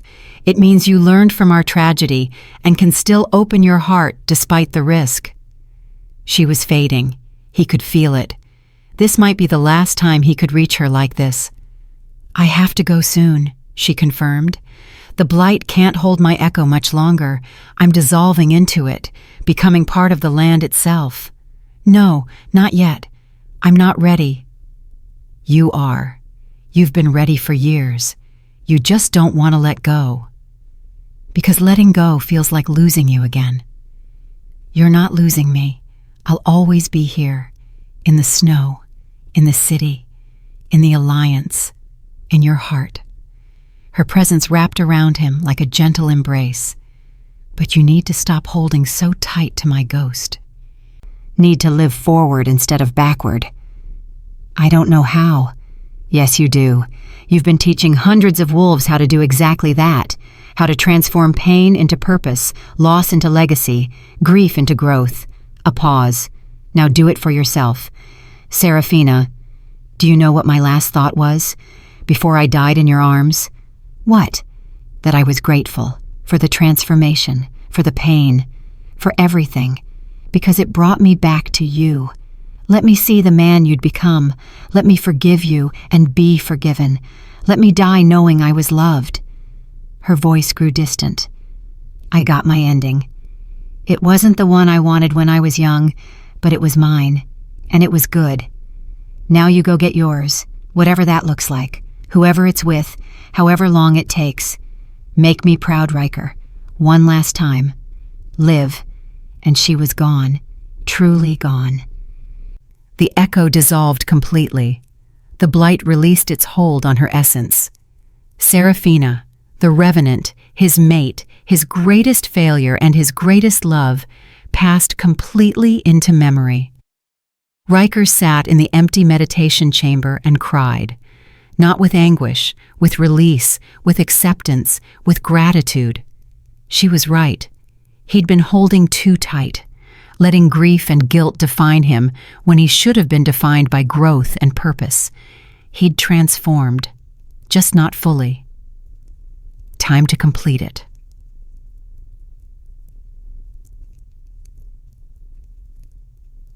One year later, Riker stood at the edge of the blight zone, watching the sunrise.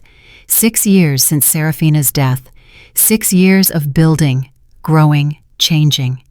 The Alliance now encompassed 18 packs. The Blight City had population of 1,500. Trade routes connected territories across the region. And most importantly, the culture had shifted. Other packs, not part of the Alliance, had started adopting similar values, treating their outcasts better, offering support instead of exile, valuing diversity. The revolution Serafina started had become mainstream. Beautiful morning. Riker turned to find a woman approaching. She was middle-aged, scarred, with kind eyes and calloused hands, a craftswoman from one of the Eastern packs who'd joined the Alliance 2 years ago. Her name was Iris. She'd been exiled from her original pack for refusing to abandon her disabled child. Had arrived at the Blight Zone expecting to die in the corruption. Instead, Cade had welcomed her, given her a home, purpose, family. She'd thrived, built a successful workshop, raised her child in safety, and over the past year, she and Riker had become friends. Maybe more than friends. He wasn't sure yet. Was still figuring out how to let himself feel without guilt, but he was trying. "It is beautiful," Riker agreed, though not as beautiful as 6 years ago when it snowed in spring. "The magical snow. I've heard the stories." Iris moved to stand beside him. "The blight mourning its champion." "Something like that." They stood in comfortable silence, watching the sunrise paint the Blight Zone in colors it shouldn't be able to hold, oranges and pinks over dead white trees. "Do you still miss her?" Iris asked quietly. "Every day." "Do you think you always will?" "Yes, but it's different now. Less sharp, more gentle, like an old scar that aches in cold weather." "That's grief healing." "I suppose it is." Iris turned to look at him. "You know I'm interested in you, right? As more than friends?" Riker's heart skipped. "I suspected. But you're not ready." "I don't know if I am or not. I'm trying to figure it out." He met her eyes. "Would you be willing to wait while I do?" "For a while. I'm patient, but not infinitely patient." She smiled gently. "I've been rejected before, Riker. I'll survive if you decide you're not interested, but I need to know you're at least trying, not just staying loyal to a ghost." "I'm trying," he said honestly. "It's just complicated." "Everything worthwhile is." She touched his hand, brief, warm, then walked away, leaving him to his thoughts. Riker looked down at his hand where she'd touched it. He'd felt something, small, tentative, the possibility of connection, not the burning intensity of the mate bond with Seraphina. Nothing could match that. But something real nonetheless. "Make me proud," Seraphina's last words echoed in his mind. Live. Maybe living meant opening himself to new possibilities. Maybe honoring her legacy meant not spending the rest of his life alone. Maybe. Snow began to fall. Impossible snow. In summer. Light and gentle. Riker looked up and laughed through sudden tears. "Okay," he said to the sky, to her memory, to whatever remained of her consciousness in the blight. "I get it. I'll try." The snow fell a little heavier. "Thank you," he could almost hear her say. Finally. 3 years later, 9 years after her death, the Grand Hall was packed for the ceremony. Representatives from all 23 Allied packs, wolves from independent territories. Even a few human delegates from settlements that had begun trading with the Alliance. The world had changed dramatically, and at the center of it all, Riker stood before the council. "We gather today," Elder Torin said, ancient now but still sharp, "to acknowledge what has become undeniable. The North Pine Blight Alliance is no longer just an alliance. It's a nation." Murmurs of agreement. A nation requires formal structure, clear leadership, recognized authority. Torin looked at Riker. "Riker of North Pine, formerly Alpha of a single pack, you have led this alliance for 9 years, built it from 2 packs to 23, changed how we treat each other, created prosperity and peace across territories that were feuding for generations." "With help," Riker interjected. "Cade, Gary, all of you. With help, yes, but under your vision. Your leadership." Torin smiled. "The Council has voted unanimously. We wish to formalize your position, to name you High Alpha of the Alliance, first among equals, leader of our nation." Riker looked across the assembled wolves, saw Cade nodding encouragement, Gary grinning, representatives from every pack showing support. "I accept," he said quietly, "on one condition." "Name it." "That we rename this nation, not the North Pine Blight Alliance, something that honors where we came from, what we stand for, who made this possible." He paused. "I propose we call ourselves the Revenant Territories, in honor of the woman who started this revolution, who showed us that strength comes in many forms, who gave her life so we could build something better." The room erupted in approval. "Then it's decided," Torin announced. "Rise. High Alpha Riker of the Revenant Territories, lead us into the future she envisioned." The crowd howled their approval, and Riker stood there, accepting the mantle, feeling the weight of responsibility and privilege. He'd come so far from the frightened Alpha who'd abandoned his pregnant mate in the Blight, had transformed completely. Not through magic, through choice, through pain, through growth. Seraphina had broken him, but in breaking, she'd rebuilt him into something better. That night, he walked alone to the memorial stone. It was tradition now. Every major decision, every milestone, he came here first, to tell her, to honor her, to remember. The stone was weathered after 9 years. The flowers had created a permanent garden around it. Wolves maintained it religiously, a shrine to their founding mother. "We did it," Riker said softly. "Built the nation you dreamed of. The Revenant Territories, 23 packs united, thousands of wolves living by the values you embodied." He touched the stone. "I wish you could see it.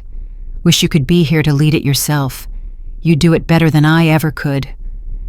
The wind picked up, gentle, warm. "But you gave me the tools, the understanding, the vision, and I'm doing my best to honor it." He sat down, leaning against the stone. "I'm happy, you know. Finally. It took 9 years, but I figured out how to carry the grief without letting it consume me, how to live forward while honoring the past." A pause. "I'm seeing someone. Iris, the craftswoman from the Eastern Territories. Nothing official yet, but it's good, real. She knows about you. Knows she's not replacing you, just adding something new." The wind seemed to whisper approval. "I think you'd like her. She's strong, practical, kind, everything I need. Not everything I had with you, nothing could be, but something solid and real." Riker closed his eyes. "Thank you for breaking me, for forgiving me, for loving me even when I didn't deserve it, for showing me how to transform." He stood. "I'm going to keep building this, keep growing the territories, keep changing the world. But I'm also going to live, really live, the way you told me to." He placed his usual white flower on the memorial. "Goodbye, Seraphina. Not forever, just for now. I'll be back." He walked away and didn't look back, because looking back was the past, and he was finally, truly living in the present. Building toward a future she'd made possible but would never see. That was okay. That was grief and growth existing together. That was transformation complete. 15 years later, 24 years after her death. Riker stood on the balcony of the Capitol building, a massive structure built in the heart of what had once been the Blight Zone. The corruption had faded over decades, slowly, steadily. Without a champion to fuel it, the Blight had retreated. The land healed, trees grew, grass returned. The Blight City remained, but now it was surrounded by living forest, a symbol of death transformed into life. Below him, the city bustled, 20,000 wolves living in harmony, working, trading, building families. The Revenant Territories had grown to 47 packs, nearly the entire northern region, and at 72 years old, Riker was finally ready to step down. "You're brooding again." He turned to find Iris, his mate of 14 years now, approaching with that knowing smile. "Reflecting," he corrected. "Same thing." She kissed his cheek. "The council is ready. Are you?" "As ready as I'll ever be." They walked together to the council chamber. The new High Alpha was already there. Young, idealistic, brilliant. Cade's daughter, born in the Blight, raised with the Revenant's values, educated in the new world they'd built. she'd be perfect. High Alpha Riker, she said formally. Soon to be former High Alpha, Riker corrected. After today, the title is yours. I'm honored and terrified. Good. That means you understand the responsibility. The ceremony was simple, transfer of authority. Formal recognition. When it was done, Riker stood before the assembled leaders, representing 47 packs, thousands of wolves, an entire nation, and spoke his final words as leader. 24 years ago, a woman died in my arms, the Revenant, Seraphina, my mate, my greatest failure, my greatest teacher. The room was silent. She spent 5 years in the Blight, built a city, saved hundreds, created a vision of a better world, then died making that vision possible. He looked around at the faces, young and old, scarred and whole, representing every variation of wolf. Everything you see around you, this city, this nation, this peace, exists because she refused to accept that rejection meant worthlessness, that weakness was permanent, that the world couldn't change. She transformed herself, transformed me, transformed all of us. And 24 years later, her revolution is complete, not because we've achieved perfection, but because we've fundamentally changed what we value, how we lead, who we protect. He smiled. I'm an old wolf now, lived longer than I deserved, built things I never imagined, loved deeply, lost deeply, learned deeply. And the greatest lesson she taught me? That transformation is constant, that we're never done growing, that the moment we think we've arrived is the moment we start dying. So I challenge you, all of you, to keep transforming, keep questioning, keep improving. Never settle for good enough when better is possible. He placed the High Alpha's circlet on the table. Lead well, honor her memory, build the world she died creating. Then he stepped down and walked out of the chamber, into the sunlight, into retirement, into the final chapter of his life. Iris took his hand. How does it feel? She asked. Free, he said honestly, like I've finally completed what I was supposed to do, carried her legacy as far as I could. Now it's someone else's turn. They walked through the city together, past the memorial stone, now a massive monument with her statue, beautiful, powerful, eternal, past the schools teaching her values, past the hospitals treating all wolves equally, past the markets where 47 packs traded freely, past the evidence of everything she'd made possible. And Riker felt at peace, not because the pain was gone, it never would be, but because the pain had meaning, had created something beautiful, had transformed the world. 5 years later, 29 years after her death, Riker was dying. He knew it. The healers knew it. Iris knew it. Old age, nothing dramatic, just the slow decline of a body that had lived fully. He lay in his bed in the small house they'd built on the edge of the city. The windows looked out over the forest that had reclaimed the Blight. Life returning where death had reigned. Fitting. Iris sat beside him, holding his hand. Their children, adopted, raised with love, had already said their goodbyes. Any regrets? She asked softly. None, he said honestly. I've lived well, loved well, built something meaningful. She'd be proud. I hope so. The sun was setting, the room filling with golden light, and Riker felt himself slipping, not painfully, gently, like falling asleep. Iris, he said. Thank you for everything, for patience, for love, for sharing your life with a man who was carrying a ghost. Thank you for letting me in, for choosing to live despite the pain. She kissed his forehead. Go, she whispered, find your peace. Riker closed his eyes, and the world shifted one final time. He wasn't in his bedroom anymore. He was in the cave, the Blight Cave, where Seraphina had transformed. But it wasn't dark or corrupted. It was filled with soft silver light, And she was there, young, whole, no frost marks, no corruption, just Serafina as she'd been before everything went wrong. "You," Riker breathed. She smiled, that gentle, hopeful smile from before. "Me. Is this real?" "Real enough. The blight keeps echoes, and I kept one just for you, for this moment." She walked toward him, and he saw he wasn't old anymore either. Young again, whole. "You did it," she said. "Built everything I dreamed of, changed the world, lived well. We did it, together, even though you weren't there. I was always there, in every decision, every choice, every moment of growth." She took his hands. "And I watched you transform, watched you build, watched you finally let yourself be happy. I never stopped loving you. I know, but you also loved her, Iris. That was good. That was right.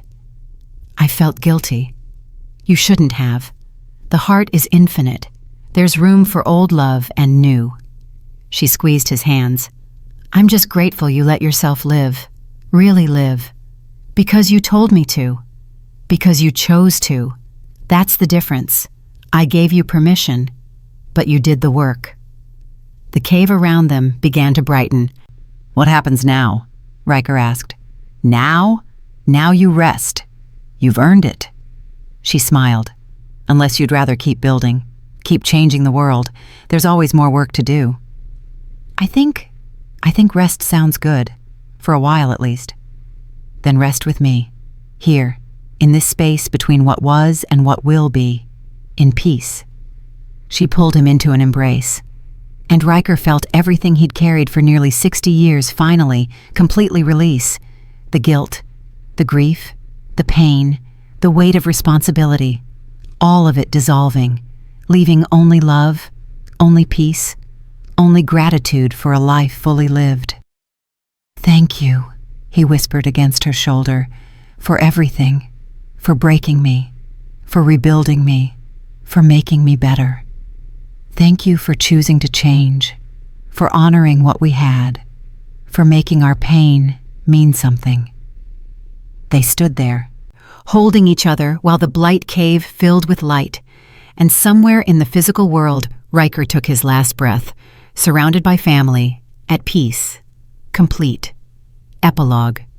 50 years after Serafina's death. The Revenant territories had grown to encompass the entire northern region, 63 packs, 100,000 wolves, the largest, most prosperous nation in recorded history, and every year, on the anniversary of her death, they gathered. Young wolves who'd never known her, who'd grown up in the world she made possible. They placed flowers on her monument, told stories of the Revenant, the woman who'd survived the blight, who'd built a kingdom from outcasts, who'd changed everything. Most of the stories were exaggerated, some were partly invented, but they all carried the truth at their core, that one woman, rejected and abandoned, had refused to accept her fate, had transformed herself and in doing so, transformed the world, had proven that strength wasn't about never falling. It was about rising, that mercy wasn't weakness, it was wisdom, that love, even broken, even tragic, could change everything. The snow fell gently over the monument. Magical snow, the kind that fell every year on this day, the blight's last gift, a reminder that she was still there, still watching, still proud of what they'd built. A young wolf, no more than 6 years old, tugged on her mother's sleeve. "Mama, why do we celebrate someone who died so long ago?" The mother smiled. "Because she gave us something precious. She gave us a better world, and the least we can do is remember, honor, carry forward. Will I help carry forward? If you choose to." That's what she taught us, that we all have choice, that we can all transform, that we're all stronger than we think. The young wolf nodded seriously, then placed her own flower on the monument, one more bloom in a sea of thousands, one more life touched by a woman who'd been dead for half a century, One more piece of evidence that some legacies never die. They just grow and change and transform forever. Some stories don't end in perfect redemption. Some mistakes cost everything and leave scars that never fully heal. But those scars can become strength. That pain can become purpose. And that loss can become legacy. Riker abandoned his mate and destroyed their family. Serafina survived and became something extraordinary. They found each other again at the very end, forgave, loved, and then she died. But her death wasn't the ending. It was the beginning of transformation, of growth, of a world that valued compassion over cruelty, strength over dominance, love over fear. She didn't get her fairy tale, but she got something better. She got legacy. She got meaning. She got to change the world. And in the end, that was enough. Thank you for reading the story of Serafina and Riker. May their transformation inspire your own.